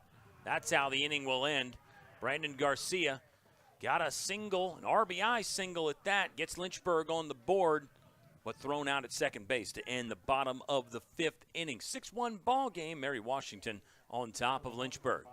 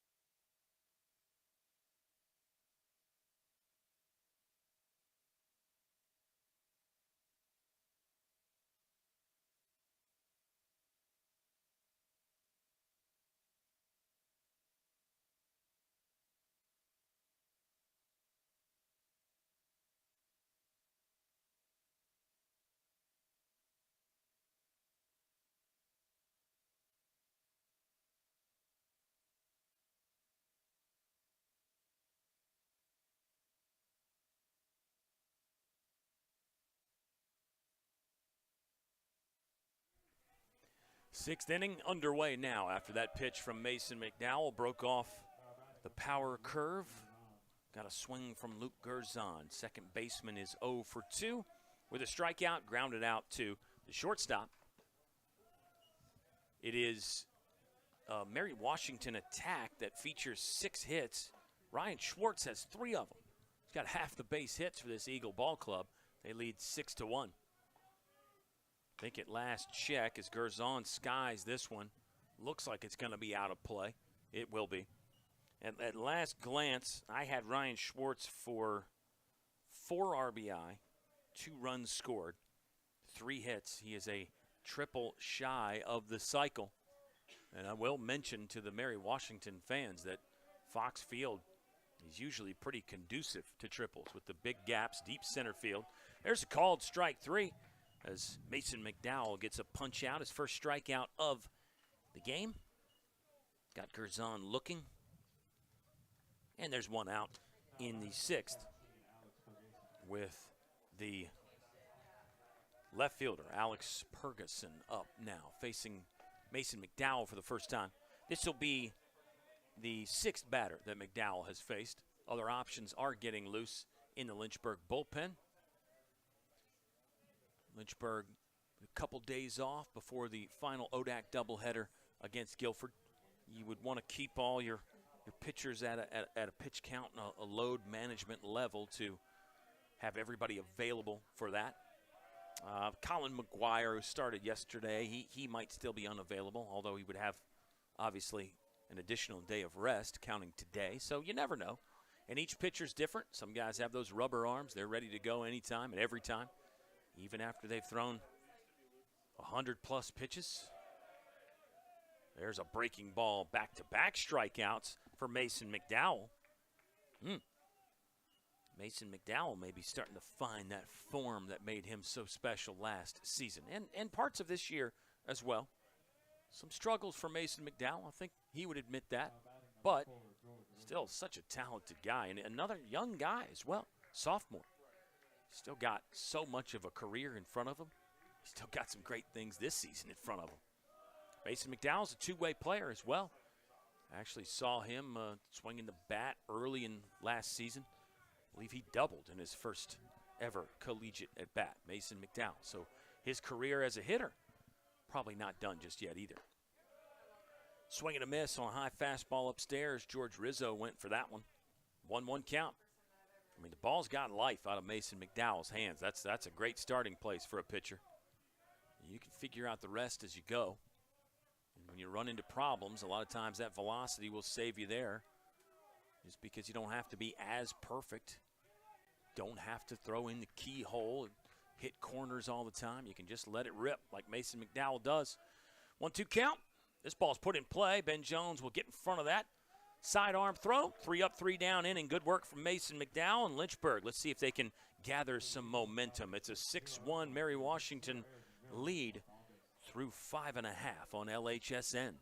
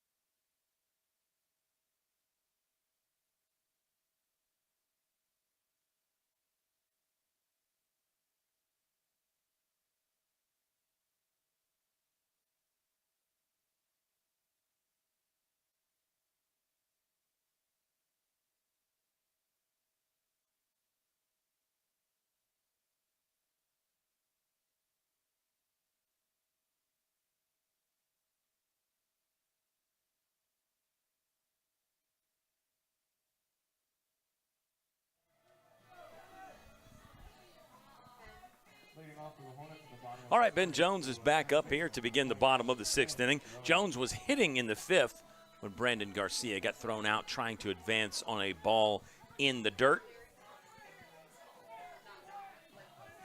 Starting pitcher Gavin Riley still cooking on the mound here at Fox Field.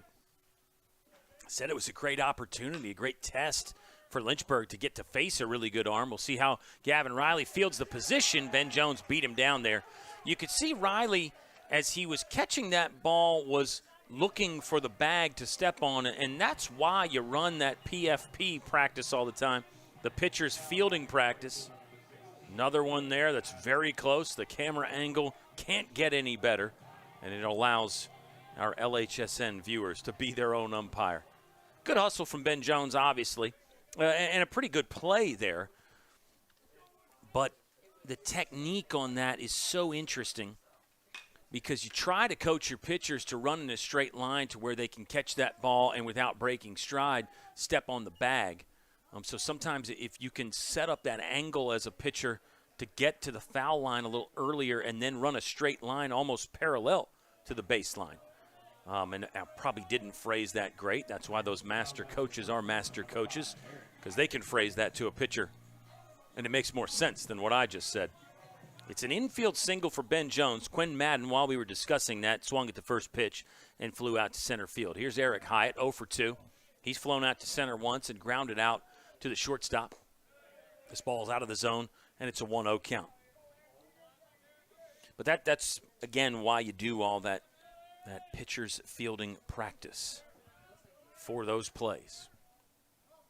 Even at the professional level, in the minor leagues, you'll see the clips of the pitchers working on that over and over and over again. And there's so many different subtle permutations and possibilities to that play as well. And we even saw that with Lynchburg where Ben Jones fielded the ball as a second baseman and threw to Josh Jorman on the move. So that happens as well. Hyatt got jammed. That's floating to the second baseman. Ben Jones is back in time. It's an out. And there's 2 gone now. Riley O'Donovan is 0 for 2. Struck out one time, grounded out to the third baseman. Lynchburg still having a hard time with Gavin Riley. I feel like he falls into that pitches to contact mode. He has walked 2 and hit 1, and he's gotten to some 3-ball counts as well. I still think he forces action on the hitters. He doesn't miss the zones so much that you would call him effectively wild by any means. He's not one of those guys. And he seems to get a lot of soft contact. Ball's got some velocity, but it's clearly got some movement as well because he has been difficult to barrel up for Lynchburg. You think about Ben Jones' infield single. O'Kelly McWilliams has 2 hits. One was an infield single. The other he got off the end of the bat. That nearly hit Riley O'Donovan. It's a 1-1 count. The other hit was Brandon Garcia last inning. That was more sharply. That was really probably the best ball Lynchburg's hit. The one that Brandon Garcia sort of pounded up the middle. 1-1 count for the senior Riley O'Donovan. That's hit well, but right at the second baseman, bounced off. The shortstop tried to pick it up. He was close to second, but the umpire says safe there. So we'll see if that's a hit or an error, but that's good contact. That's a ball that's hit sharply.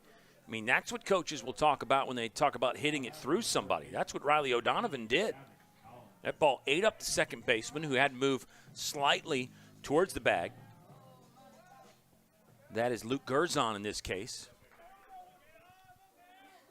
And it looks like it has been ruled a hit. Second hit of the inning. 5th of the game for Lynchburg. Another infield hit, though, even though that was hit well.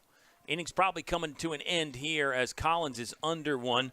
Rizzo, the right fielder on the move, will make a 2-handed grab right in front of his face for the final out of the 6th inning. So Lynchburg does get 2 hits. They leave 2 stranded, no runs there, and the Hornets trail Mary Washington 6-1.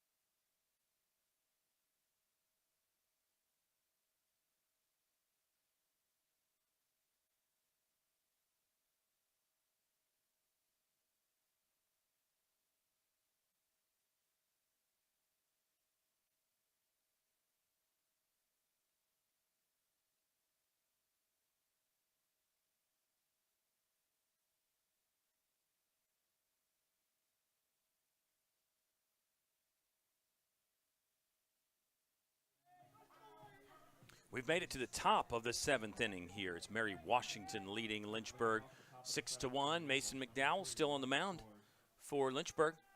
This will be batter number 7 for Mason McDowell. I'm double checking those numbers. I'm wrong. It'll be batter number 8 for Mason McDowell. That's why it's good to keep score, so you have all that information. The batter is Ryan Schwartz, who is 3 for 3 and has been on an absolute tear. Let's see how Lynchburg goes after him. Schwartz fouls one away. You can tell what kind of zone a guy's in when he fouls the ball off and he's disappointed, thinking, man, I should have smoked that. That's where Ryan Schwartz is at right now. He thinks every time he lets that barrel go, it should be a line drive or a deep fly ball. It's under this one. Quinn Madden's going to make the grab, so Lynchburg has gotten Ryan Schwartz out. Give Mason McDowell a little bit more credit just for doing that. Ryan Schwartz looked unbeatable there for a while, but Lynchburg retires him for the first out of the top of the 7th inning. Here comes Noah Roots. Been on twice, error and a walk, also popped out to the pitcher in his first at bat. So Roots is the last player that has not faced Mason McDowell. He had all of his plate appearances against Josh Jorman. Roots swings at the first one and just yanks it between second and first baseman for a base hit. Second base hit, McDowell has surrendered, 7th of the game for Mary Washington. And here comes Ty Lowe. This is the man that faced Mason McDowell first. Got a single of his own against McDowell. Ty Lowe from Fredericksburg. All 154 RBIs of Ty Lowe right here. He broke the all-time career RBI record yesterday against Southern Virginia. If you missed that, it was 2 wins yesterday for Mary Washington. They beat Southern Virginia 11-1 and 8-4. Eagles have won 7 out of 9. You watch them play today, and you can see why. Solid defensively, great pitching from Gavin Riley. And offensively, they're getting just enough done here for Coach Kelly Sweeney in his 5th season. His assistant is Adam Doffelmeyer. Lynchburg fans, some anyway, may remember Doffelmeyer pitched in 57 games here as a Lynchburg Hornet. For a while, he was kind of the setup man for Grayson Thurman there that one season when Thurman was having his All-American closing campaign. Doffelmeyer was one of the key middle relief options, kind of like a guy on the mound right now, Mason McDowell. 1-2 count for Mason McDowell. Mary Washington, good note here. They were 28-16 last season and went to regional play. 0-2 in the Marietta, Ohio regional. As Lowe swings on this, he's under it. O'Kelly McWilliams will line it up, have to move gradually towards the right center gap, but he will make that catch. Last season, Mary Washington defeated 9 teams that were also in NCAA regional play. Their number may end up being something similar to that this season, because I mentioned 8-1 in ODAC play. Old Dominion Athletic Conference got 3 teams in the regional last year. Lynchburg, Randolph-Macon, and Shenandoah. Honestly, last season, Roanoke had a decent case for an at-large bid. Didn't get one, but you would think ODAC's at least going to get 2 teams in this season, and it may be 3 or 4 this year. Good hack at that one by Bobby Askew. He is 1 for 2 with a single hit by pitch and grounded out to the third baseman in his first at bat. He's a senior from Midlothian. 1-1 count for Askew, 2 outs, runner on first. Defense straight away here for Lynchburg, called strike 2, and now it's a 1-2 count. McDowell's got 2 strikeouts. Let's see what he goes with here to try to get punch out number 3 of the game. Away target from Riley O'Donovan. Here's the pitch, breaking ball, and he got him.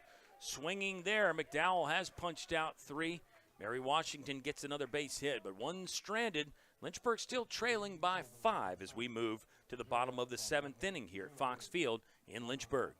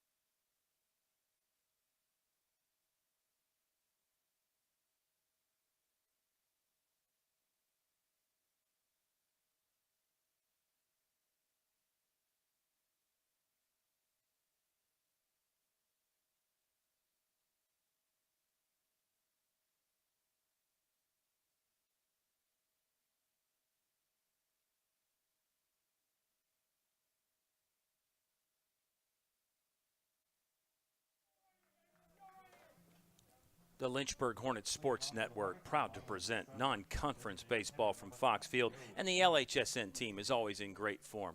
Some of our team prefers to remain anonymous, but not Matty J, because Matty J on the camera, just incredible.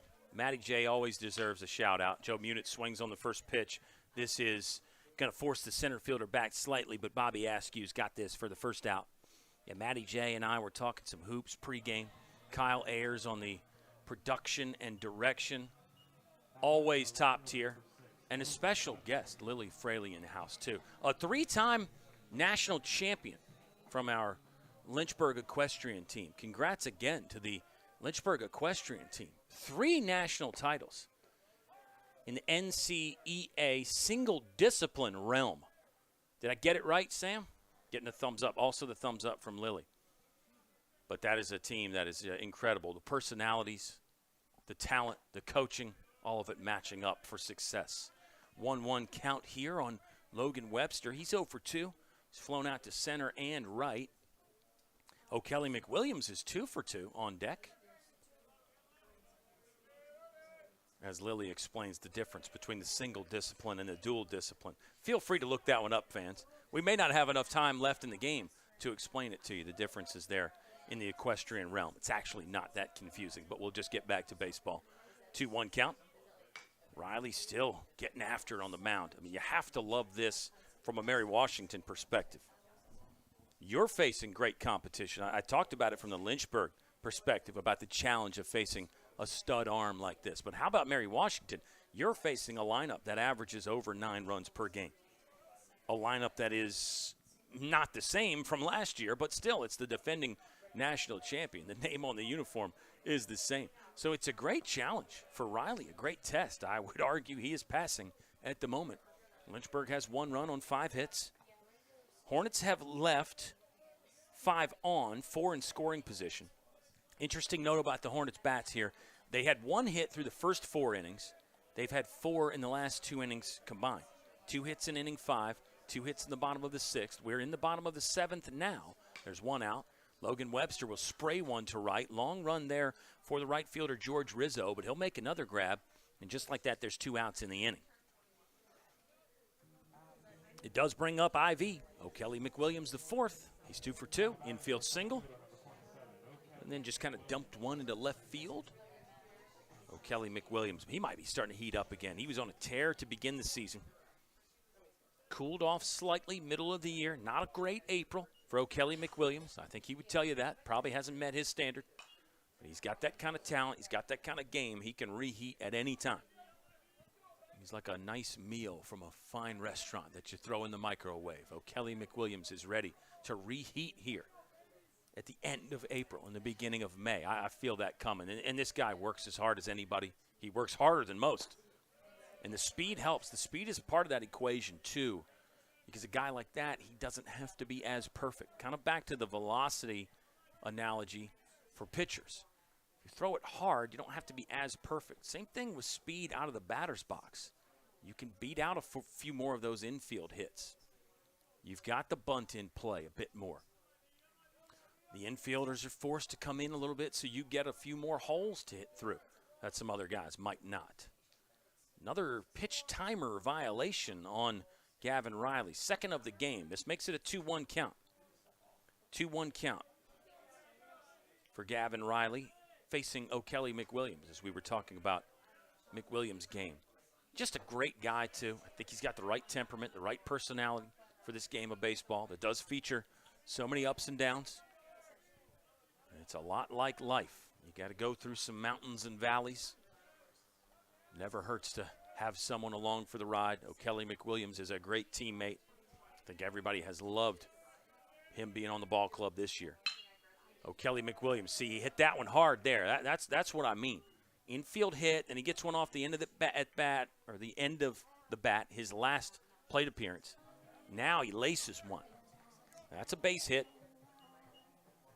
Tommy Martinez, the third baseman, had a chance to get that, but that's not an ordinary effort situation. That's a base hit. 6 of them in the game for Lynchburg, and O'Kelly McWilliams has half. He has 3 singles. I love that for him. I just love his game. And like I said, the personality to match. Speaking of personalities and great games matching up, it's Brandon Garcia. He is 1 for 1. So between these two guys, McWilliams and Garcia, they have been on 6 times, 6 plate appearances for the 1 spot and the 9-hole for Lynchburg. They have been doing their part for this Hornet offense. 2-0 count. Brandon Garcia has the only RBI so far in this game. That actually scored Joe Munitz, who walked in his second plate appearance. 2-0 count for Hollywood, hitting with 2 outs, and O'Kelly McWilliams on first. Gavin Riley, the pitcher. Junior looked like he took something off of that, but misses upstairs. Could have just been a changeup. 3-0 count now for Garcia. Could be a green light normally. Down 5, bottom of the 7th. Might be a take sign here for the Lynchburg offense. Perhaps we'll find out. Here's the pitch from Riley. Inside, ball 4. Garcia has been on 4 times today. 2 walks, 1 hit by a pitch, 1 single. Classic leadoff stuff. And here's Ben Jones. He was up in the bottom of the 5th with 2 on and 2 outs. Same situation, runners on first and second. This time it was runners on first and third.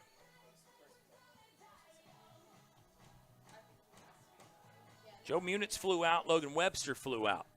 So back-to-back base runners with 2 outs. That walk is the 3rd of the game that Gavin Riley has issued. And Ben Jones will wait and see if he gets to face the same pitcher, or perhaps a move is coming up here for the Mary Washington Eagles. Lynchburg on the road Saturday, taking on the Guilford Quakers, who are having a good season. Offense from Guilford again this year has been the main storyline. That's been something similar last 2 seasons for the Quakers. And Guilford is a lot like Lynchburg. They have a lot to play for. Lynchburg is 11-8 in the ODAC conference. Guilford 10-9. So everything's still up for grabs between those 2 teams. That's actually could be wrong, folks. I'm going to double check. That was before yesterday's action. Let's get you an updated standings here real quick. Randolph-Macon 16-4, Roanoke 13-7, Bridgewater, Shenandoah, and Lynchburg all 12-8, Guilford 11-9. So yeah, still 1 game behind Lynchburg. I was right. I just had the numbers wrong. So a lot to play for this weekend. A lot to play for right here with 2 on and 2 outs. Ben Jones will look at strike 1.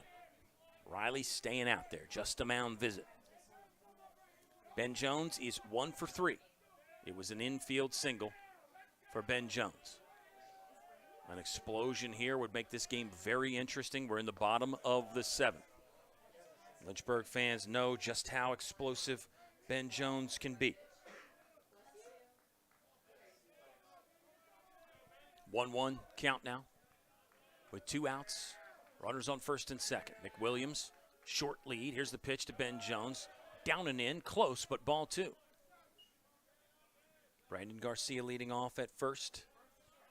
On deck, Quinn Madden. Quinn Madden hitless so far today, but he will be ready to do major damage at any moment. Lynchburg dugout making a lot of noise. Here's the pitch from Riley. Jones thought about it, takes it just under the letters for strike 2. Deuces Wild on the scoreboard here. 2 balls, 2 strikes, 2 outs with number 21 at bat. 6-1 ball game. Lynchburg down 5, a chance to cut into that right here with Ben Jones. Riley checks the runner. Here's the pitch. Ben Jones fouls one away.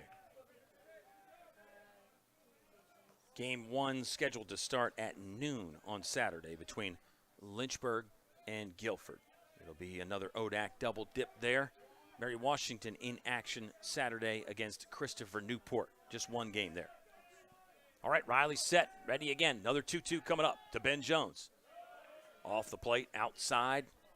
Ball 3, it's a full count. Runners will be on the move here. For Riley, he's given up 6 hits, 1 run on 6 hits. Trying to limit the damage here with Lynchburg. 2 on, big swing and a miss from Ben Jones. Gavin Riley is pumped. Strikeout there to end the inning. Lynchburg threatens, but they get none across in the bottom of the 7th and still trail by 5 through 7 complete at Fox Field.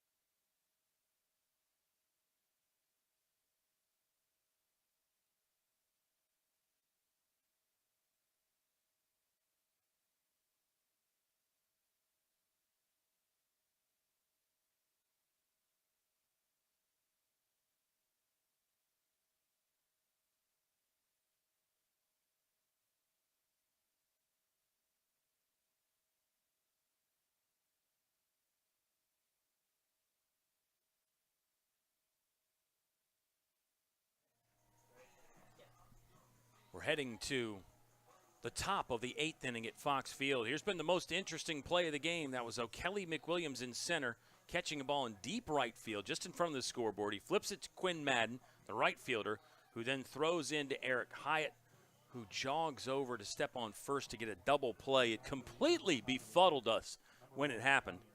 And the runner from Mary Washington assumed that ball was going to be down. It was a deep shot from Ty Lowe, but Lynchburg got a double play. It was actually a sacrifice fly because of the way the runner at third tagged up and did not leave early, waited for the catch, and then scampered home. That has been the most interesting play of the day. That happened in a 2-run third inning for Mary Washington. Ryan Schwartz has a 2-run home run. He's 3 for 4. Lynchburg finally got him out. New pitcher for Lynchburg is Austin Riney. Sophomore is on here in the top of the 8th. We'll talk about him a little bit. A defensive change for Lynchburg as well. Ryan Long moves in to play second, and Ben Jones slides over to third base. So we think it's Ryan Long for Gavin Collins in that spot. That spot will be due up 4th in the 8th inning. It's 3-4-5 coming up for Lynchburg in their half of the 8th. And they're hoping Austin Riney can keep this at just a 5-run deficit. It's a 2-2 count on Tommy Martinez. Martinez sprays one to right. Bit of a run for Quinn Madden, but he'll backpedal into the catch for out number 1 of the 8th inning. This brings up Oliver Martin. Catcher has impressed us defensively. And also on offense, he's actually hit the ball hard twice and gotten out. Once a line drive that the pitcher Josh Jorman caught, and then he hit one hard that the first baseman Eric Hyatt was able to scramble for and get him out on. Strike one from Austin Riney. The sophomore on the season has made 17 appearances now. 17 appearances, 2-1 coming into the game, 5.06 earned run average. Just over 21 innings. Tough hop there for Ryan Long. Keeps it in front and throws to first. Not sure where that one caught Ryan Long, but he appears to be fine. Brandon Garcia is just going to go have a check with him, pats him on the chest and the shoulder there. It's 2 outs. We have seen some wicked hops on Fox Field the last couple days. A few strange ones on Saturday against Shenandoah. It has been a dry spring. You water the field, obviously, but just again, with the low humidity, high winds usually that you get in spring, and then a lot of sunlight, the field just gets baked out so quick. And you play an entire baseball game, and that infield gets chewed up. Long run here for O'Kelly McWilliams. Instead, Quinn Madden will call him off and take over and make the grab. It's a quick inning, 3 up, 3 down for Austin Riney. He does his job. Lynchburg still in striking distance, but running out of time. 2 more whacks at it for the Hornets. They trail by 5, heading to the bottom of the 8th inning.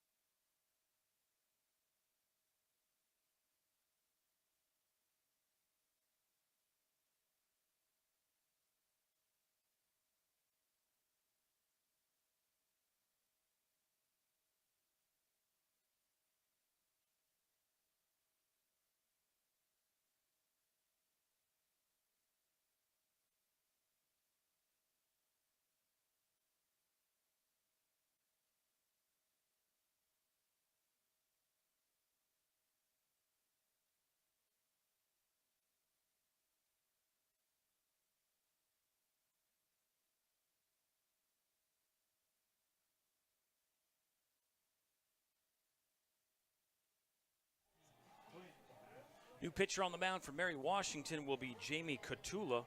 4.11 earned run average. He's 1-0 with one save. Just over 15 innings for Jamie Catula on the season. He struck out 9 and walked just 2. Hard-throwing right-hander comes at Quinn Madden with the changeup. First pitch. It's a called strike. 7 innings of great work from Gavin Riley. He holds a really good offense to 1 run.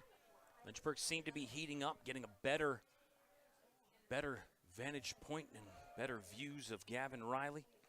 Lynchburg 1 hit through the first 4 innings, and then they knocked 5 hits in innings 5, 6, and 7. End up leaving 5 stranded in those innings. Lynchburg did score their 1 run in the 5th, so it was more productive, more fruitful for Lynchburg against Gavin Riley. But if you're Mary Washington, Riley gave you everything you wanted. 7 strong innings, holding this talented Hornet squad to just 1 run. And now it's on to Jamie Catula, at least at the moment anyway. 2-1 count on Quinn Madden. Madden will watch a off-speed pitch go out of the zone. Makes it a 3-1 count for Madden. Eric Hyatt is on deck, then Riley O'Donovan. We think Ryan Long is in the 6th spot for Gavin Collins. Catula back on the mound, ready to work. I think the rest of the defense is still intact for Mary Washington. We didn't see any other changes. That was a fastball that was upstairs. So not the start Catula would have wanted. Walk for Quinn Madden, first time he's been on today. 4th walk of the game that Lynchburg has drawn. Garcia took 2 of those.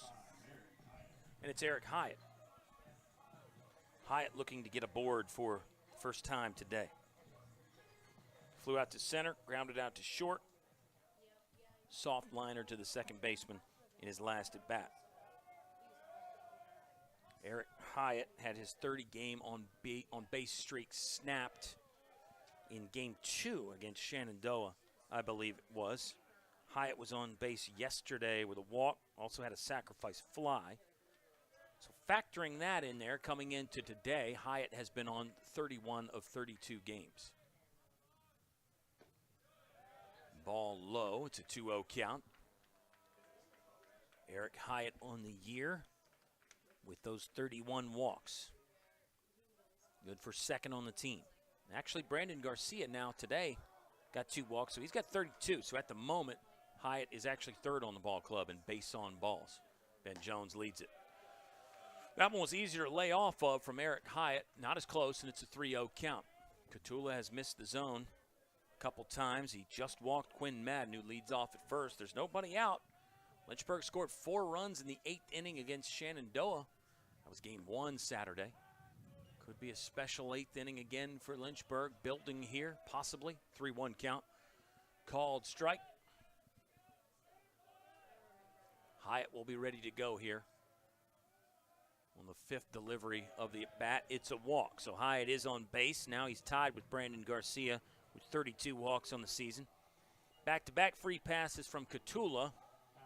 We'll see how long the leash is for him. Riley O'Donovan is the hitter. Hard single that basically, I described it as going through the second baseman and actually caromed off the second baseman, Luke Gerzon. And it may be a short appearance here for Catula. I think it was 9 pitches with 2 walks. Yeah, got a move coming here. So let's step aside for a second, catch our breath. We'll greet the new arm and see if Lynchburg can get a big rally going on here in the bottom of the 8th. Hornets trail by 5. Not over yet.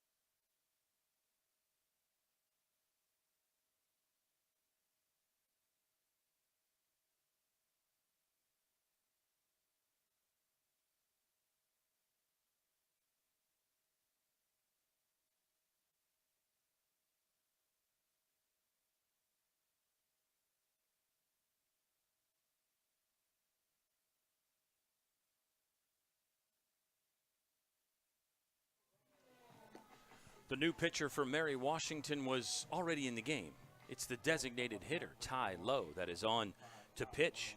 With nobody out, 2 on in the bottom of the 8th inning.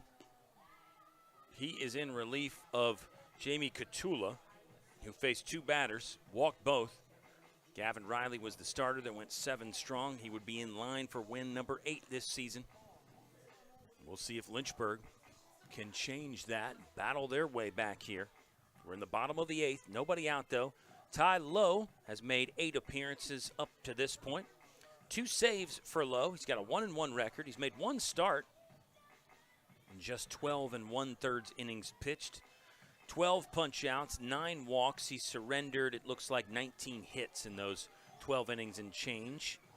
The ERA is 5.11 for Ty Lowe. He is on, getting set to face Riley O'Donovan. Ryan Long is on deck for Lynchburg.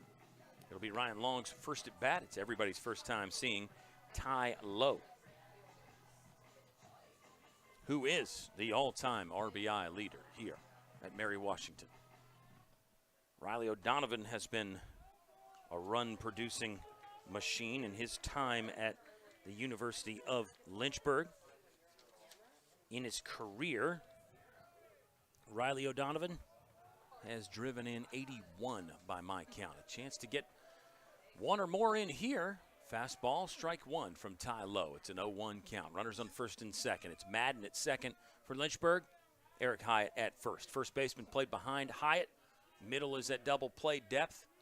A couple steps in, a couple steps tighter to the bag. Third baseman basically regular depth for Mary Washington. Infield straight away on Riley O'Donovan. 0-2 count pretty quickly here on Lynchburg's catcher. 1 for 3 in this ball game. Struck out once, grounded out to the third baseman. O'Donovan set with the high hands. Here's the pitch from Lowe. O'Donovan gets a piece of this. It's down in the outfield grass.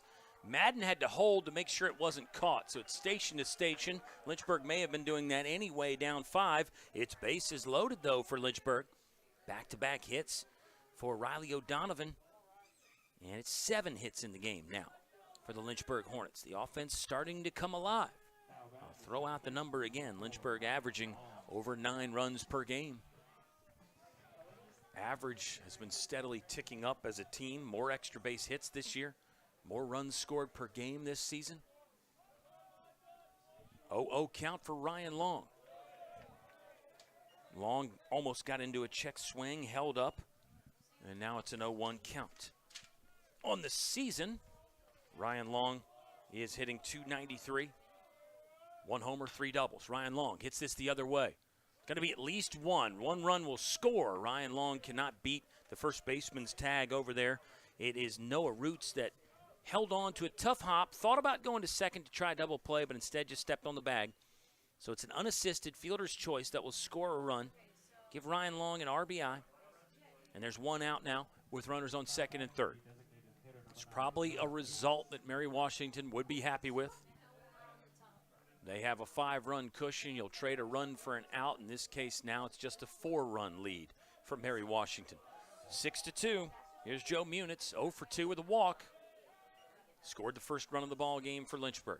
Second one just came across. That was Quinn Madden, who walked to begin this inning and then scampered home on the Ryan Long ground out to first. 0-1 count. Lowe's gotten ahead of every hitter. Now he's got Joe Munitz in the hole. 0-2. It was a 2-strike hit for Riley O'Donovan. Ryan Long grounded out on the second pitch of the at-bat. 0-2 delivery on the way from Lowe to Joe Munitz. Here it comes, up and out. Planned setup pitch, you would think. And now the count is 1 ball and 2 strikes. Logan Webster on deck is 0 for 3. O'Kelly McWilliams in the hole is 3 for 3. 3 of Lynchburg's 7 hits from O'Kelly McWilliams. Here's the 1-2 from Lowe. Munitz is under that. This is drifting foul and now drifting in the Lynchburg bullpen. Lowe is the 3rd pitcher Mary Washington has used. Lynchburg has used 3 as well. Josh Jorman started. Mason McDowell faced 10 hitters. Austin Riney just worked a 3-up, 3-down 8th inning. We'll See if Riney comes back for the ninth or if it's the fourth arm in use, in play for Lynchburg. Another 1-2 from Lowe. That's not close. And it's a 2-2 count now to Joe Munitz. This first year has had an outstanding start to his collegiate career. Joe Munitz has a 7-game hitting streak coming into today. It's on the line right here in the bottom of the 8th inning. He's 0 for 2 today. Uh-oh, did Munitz get enough of this? Deep right field. Right fielder going back. It's fair and it's gone. Joe Munitz, a 3-run dinger, just snuck it inside the yellow foul pole. The Lynchburg dugout is going bonkers. Joe Munitz is going to hear it as he comes down the line. He will pound the plate. Hornets are within 1, 6-5. Oh, yes. That's what Joe Munitz can do for you. Now it's an 8-game hitting streak for Joe Munitz. It has been a great inning for Lynchburg, and it's not over yet. Just 1 out here in the bottom of the 8th. Lynchburg scored 4 against Shenandoah in Game 1 Saturday. A 4 spot here, and they're still working on more. Logan Webster, 0 for 3. Joe Munitz, 2nd dinger of the season. Check swing from Webster, ball 1. Joe Munitz now 2 home runs in his first year. He's got 20 RBI, and that's in 15 starts. 15 starts for Joe Munitz. This is game 37 for Lynchburg. So not even half the games he started. Joe Munitz has played in 27 now. He was a bunting specialist early in the year. Not that anymore.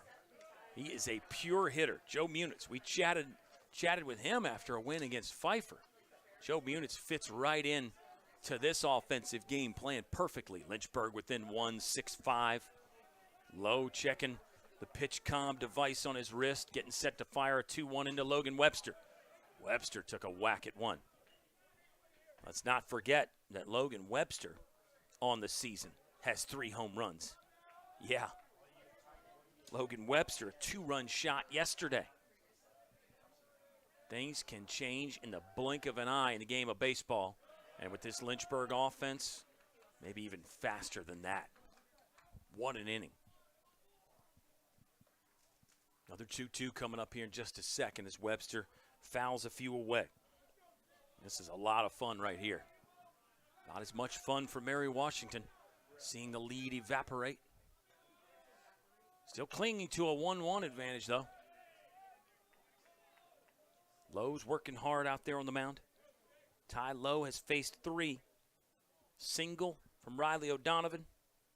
RBI ground out from Ryan Long. And then Joe Munitz, 3-run home run. He's getting ahead of most of the hitters. It's ball 1 to Logan Webster. But Lowe's been attacking the zone. Swing and a miss. Got Webster there on the strikeout. 2nd out of the inning. Good pitch from Lowe. Confidence builder as well after giving up the homer. Here's O'Kelly McWilliams. 3 for 3 for IV. And 4 for 4 would turn the lineup back over to the leadoff man, Brandon Garcia, who has not made an out at the plate today. A couple outs on the bases for Hollywood. But he's perfect at the dish, a perfect 1 for 1 with a couple walks and a hit by pitch. 6-5 ball game. McWilliams watches a spinner go low. Long look up there for Lowe. He's taking some time. 2 action clock violations already in the game. They were both on the starter, Gavin Riley, and you could see Lowe kind of hustle up. He knew the clock was winding down. May have affected the pitch as well because that one was up in the zone high. 2-0 count for O'Kelly McWilliams. It looked like Lowe kind of rushed the routine just a little bit. Good hack on a hard fastball, middle there. McWilliams comes up empty. It's a 2-1 count. Offensively for Mary Washington, they'll have 9-1-2 due up in their half of the 9th. Possibly looking for insurance there. Looked like a sweeper kind of a pitch from Lowe that McWilliams fouls off. And now our count is even at 2 balls and 2 strikes with 2 outs. Base is clear. It's a 4-run inning so far for Lynchburg. Here comes the 2-2 from Lowe. Upstairs, good zone awareness from O'Kelly McWilliams to lay off that high one. Count is full. Lynchburg has options getting loose in the pin. Here comes a 3-2 from Lowe.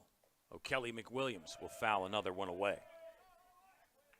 Lynchburg's been pretty great in the close games this season.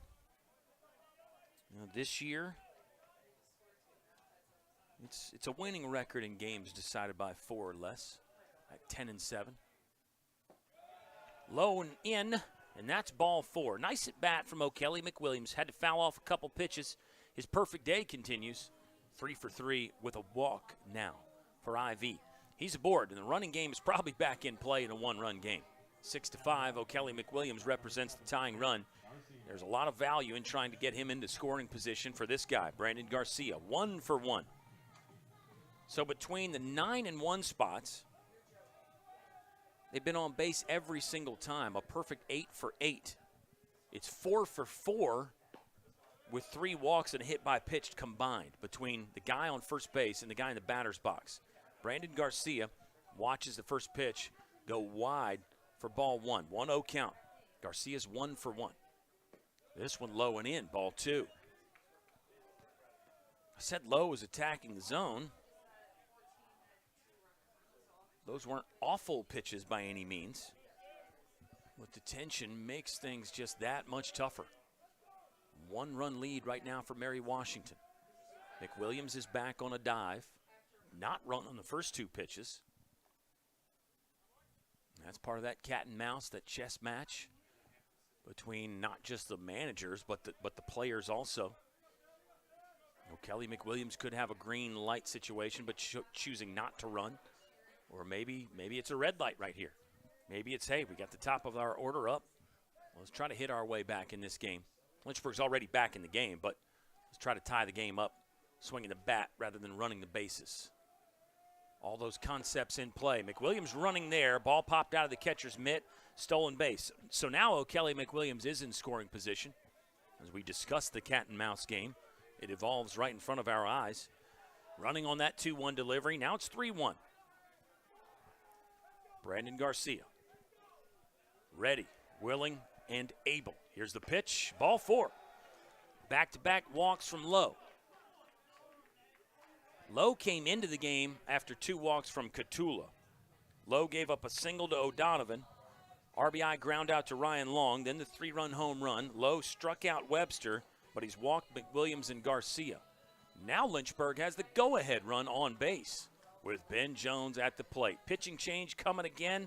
We'll figure it out and get back to you in just a minute. Everything happening here in the bottom of the 8th at Fox Field. Lynchburg down 1.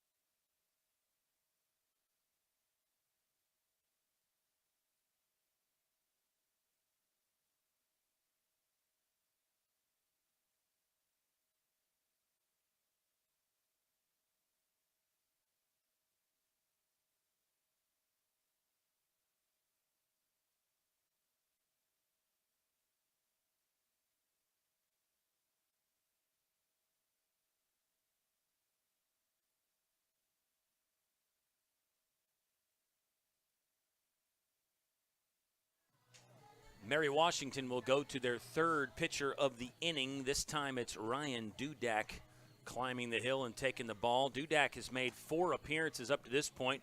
Hasn't given up an earned run, just 1 hit in 3 2/3 innings. Batting average against is .083 against Ryan Dudak. No saves, no wins or losses, but in the small sample size, Ryan Dudak has been pretty good, and that's why he's getting the rock right here for Mary Washington. They are clinging to a 1-run lead. It's been a 4-run 8th inning so far for Lynchburg. Scored 1 run on a Ryan Long RBI ground out, then Joe Munitz followed up with a 3-run dinger that he just kept fair. And it's Ben Jones in the batter's box facing the new arm with speed on the bases. O'Kelly McWilliams at second, Brandon Garcia at first. There are 2 outs in the bottom of the 8th. Third pitcher Mary Washington has used in the inning. And Ben Jones is the 9th hitter that Lynchburg has sent to the plate in this inning. Quinn Madden led everything off with a walk. It happened a while ago. It has been a long inning. 2 pitching changes helped make it a long inning. 6-5 ball game, 1-0 count. Here's the pitch to Ben Jones. Low and in, close. Got a sniff from Benny Bombs, but he didn't take a bite, and it's 2-0 now.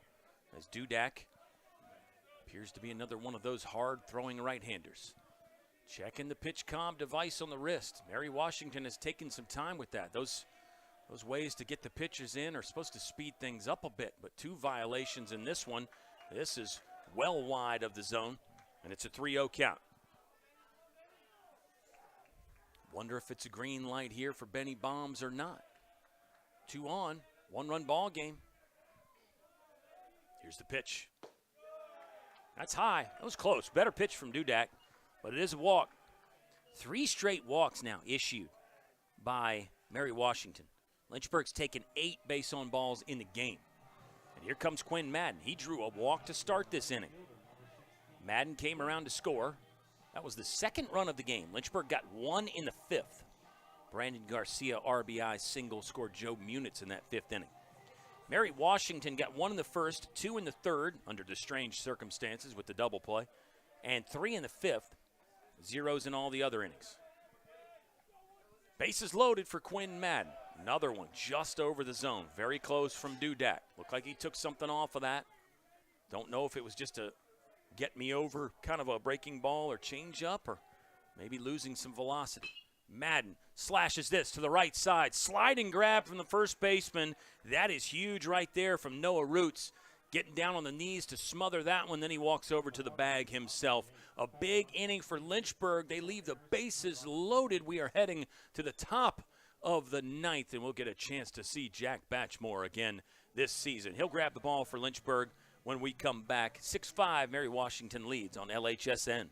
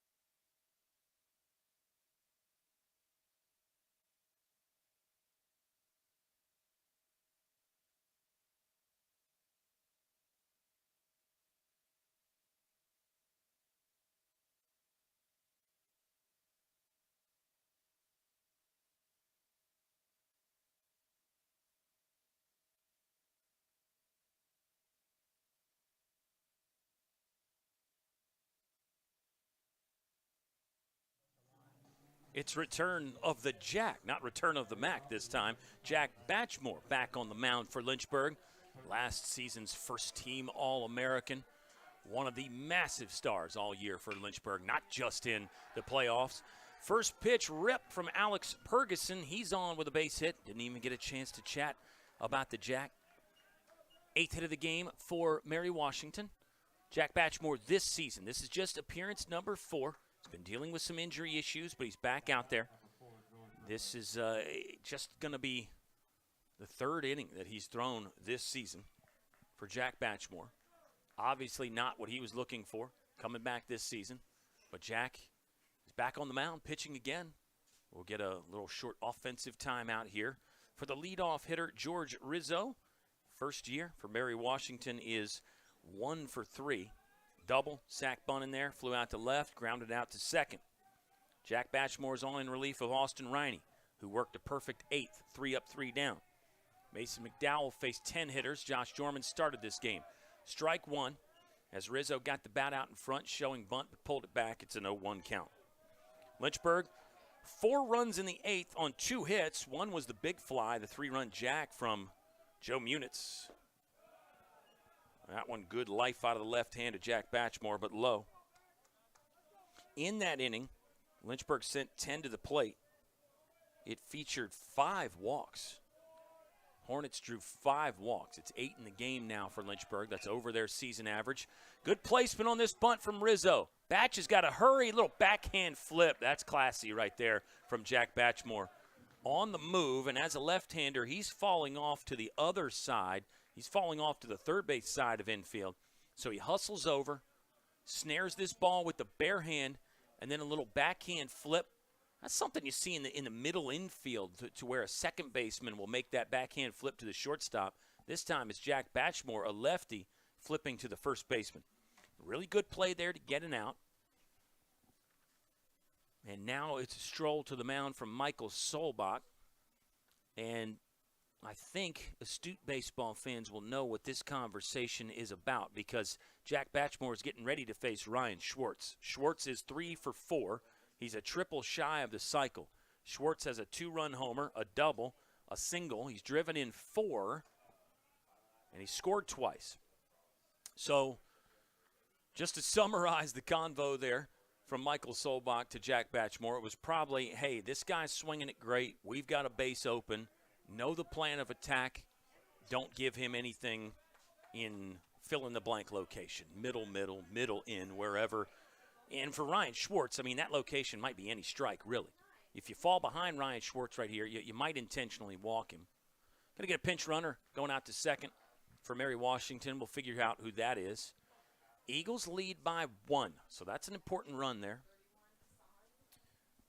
Looked like it was number 31 that went in. Connor Hassan into second to run. And that was the spot occupied by the left fielder, Alex Perguson.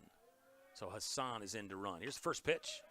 And Jack Batchmore will get a strike from Ryan Schwartz, the shortstop from Glen Allen, Virginia, on a tear today. And again, back to that conversation. Pretty short there from Michael Solbach. There could have been other things said. But that was probably one of the big keys. Looks like they've gotten Ryan Schwartz to fly out for a second consecutive time. It's in medium deep right field for Quinn Madden. He'll unload a throw to third. That nearly got over Ben Jones' head, but Benny bombs, showing what a great athlete he is to jump up and snare that. Jack Batchmore was backing it up as well as the pitcher, so it might not have done any harm on the overthrow. All right, 2 outs now. Sacrifice bunt and then the fly out from Schwartz. Good job there by Jack Batchmore. And remember, he gave up a single on the first pitch he threw. That's not going to make you super comfortable as a pitcher. So Jack Batchmore seems to be A-OK at the moment. Off-speed pitch. Got off-center contact from Noah Roots, who sprayed that one down the line foul. Roots has 1 hit today. He's walked. He's been on with an error, and he popped out to the pitcher. Lynchburg's going to have 4, 5, 6 due up in their half of the 9th, hoping they only need to eliminate a 1-run deficit. Great curveball from Jack Batchmore. That's a thing of beauty. We saw that so much last year. See if Batchmore goes right back to that 0-2 or maybe a setup pitch, perhaps. Batch is set, checks the runner, now lifts the leg and fires. I think it was the curveball. Ground ball in Ryan Long's direction. Scoops, straightens up, and throws to first. And Lynchburg is out of the inning. So the Hornets do need one. 1 to tie, 2 to win for Lynchburg as we move to the bottom of the ninth at Fox Field.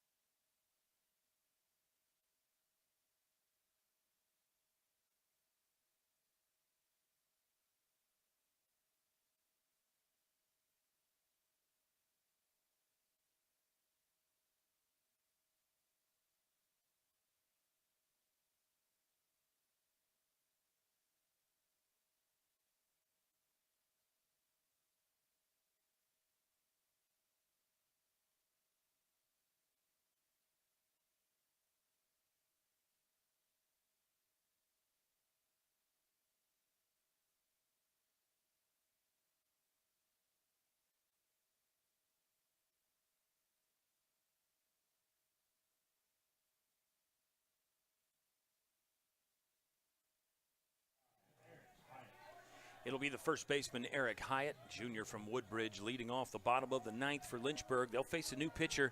It's Jackson Beal on. Beal, in 5 appearances this season, is 2-0, 2.08 earned run average. The first pitch is wide right from our perspective, wide left from the pitcher Beal, and it's a 1-0 count for Eric Hyatt.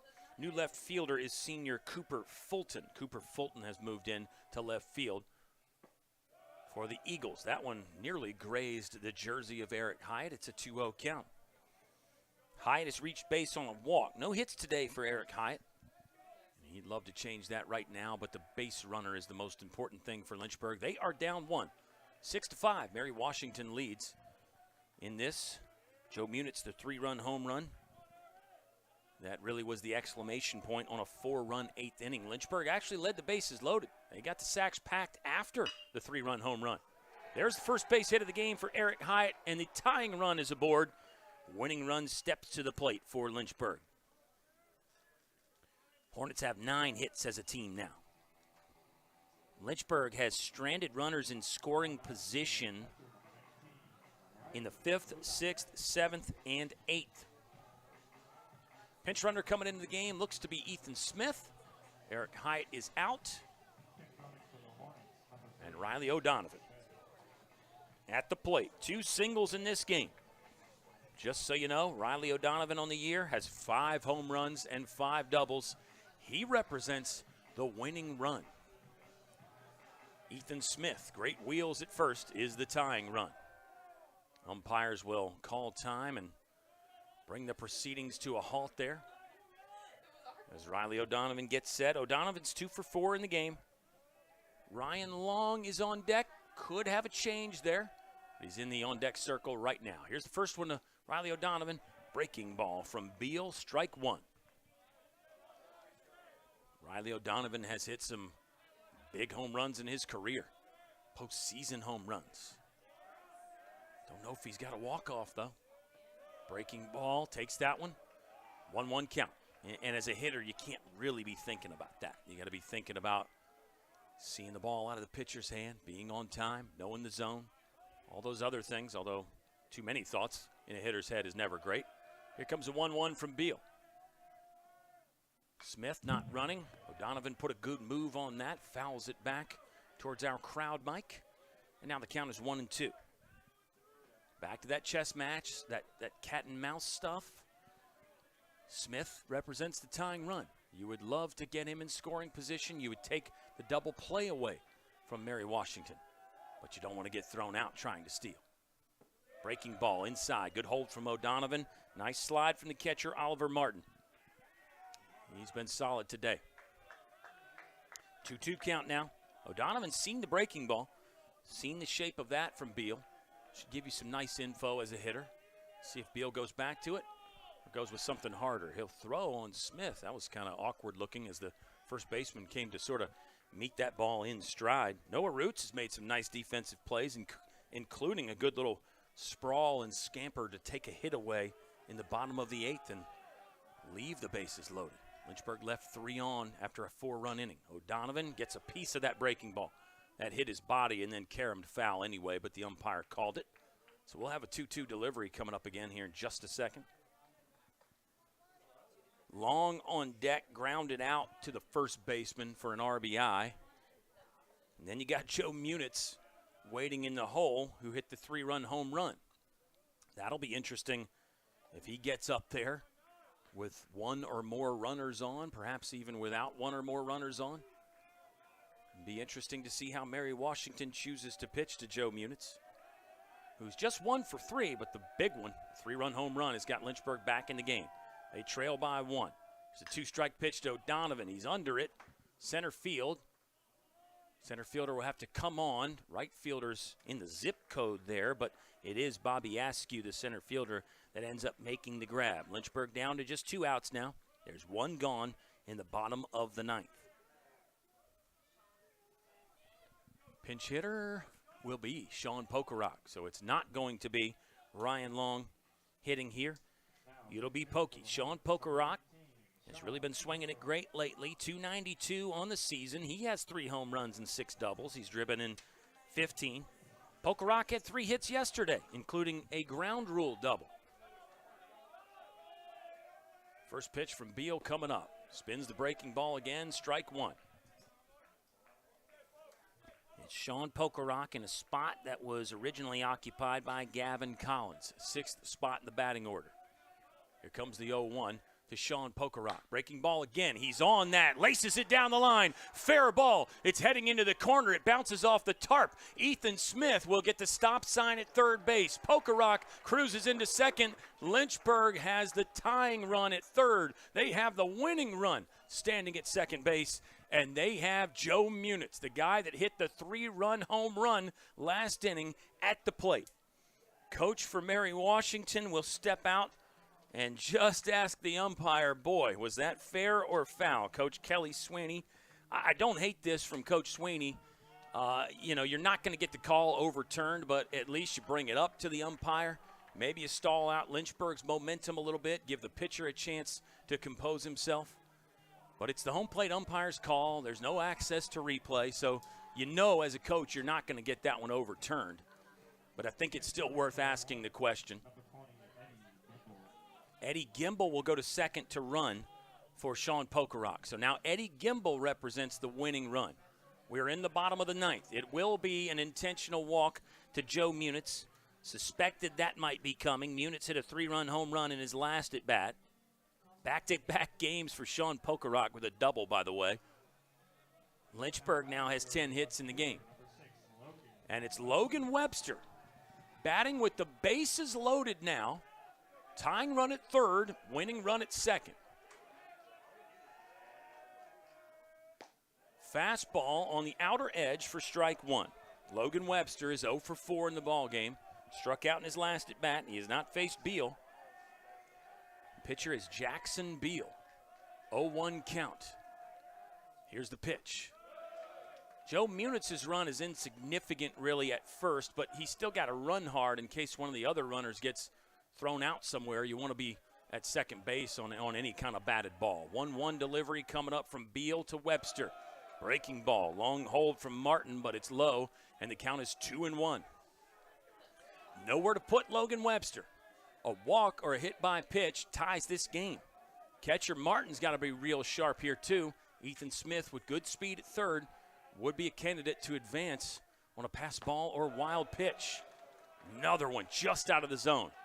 3-1 count now to Logan Webster. The junior from Chesapeake is ready. Jackson Beal gets back on the bump. You can't have one of those pitch timer delays either. Here comes the 3-1 to Webster. Beal fires in there, strike at the knees. Good pitch, I mean a pressure spot right there. Tying run 90 feet away. Winning runs on second for Lynchburg. Eddie Gimbel, the pinch runner there. Ethan Smith at third. Logan Webster's the batter. Nowhere to put him. This one blooped into the infield. Infield fly rule was the call. Batter is out, and now Lynchburg is down to their last out. The tension all building to this. O'Kelly McWilliams, the fourth. Center fielder is 3 for 3, and he's walked once as well. O'Kelly McWilliams, along with Brandon Garcia, has not made an out today, in the batter's box anyway. Bases are loaded for Lynchburg here with 2 outs in the bottom of the 9th. This is it right here. This is the great moment in the game of baseball when it all builds to this. So many games are not close. So many games do not come down to the final batter or final pitch. This one will. 1-0 count to McWilliams. He swings on this, belts it into center field. Long run there, a dive, and it's down. It's a base hit for McWilliams. Lynchburg walks it off on Mary Washington. McWilliams is getting mobbed on the left side of the infield. He probably could have had an inside the park home run, but it doesn't matter. Lynchburg wins it 7-6. They come back on Mary Washington. Hornets score 4 in the bottom of the 8th, including the 3-run dinger from Joe Munitz. They get the bases loaded down to their final out, and O'Kelly McWilliams, with his 4th hit of the ball game, just missiles one into right center field. The center fielder, Bobby Askew, made a great effort, dove for the ball, but it snuck under his glove. Askew made a diving play earlier in this game. He can't come up with this one. McWilliams walks it off. It's probably officially a 2 RBI double. Lynchburg wins it 7-6. What a ball game. I think the win's going to go to Jack Batchmore there, who pitched the 9th inning. Great to see the Jack getting a victory. We'll send you out with some incredible highlights from this game. What a ball game. O'Kelly McWilliams, you got to say, the hero, fans, with the walk-off double. McWilliams was 4 for 4. He reached base 5 times. Oh, he had a hand in the wild double play there where he tracked down a ball in deep right center field and then flipped it to Quinn Madden. This is what the game of baseball can give to you on any given day right here. You get to see something like this. Heartbreak for Mary Washington. They're going to fall to 25-11. Lynchburg is 24-13. And, hey, it's a resume-building kind of win for Lynchburg for a possible at-large bid if they need that. But I love the way this Hornets team is playing. 24-13.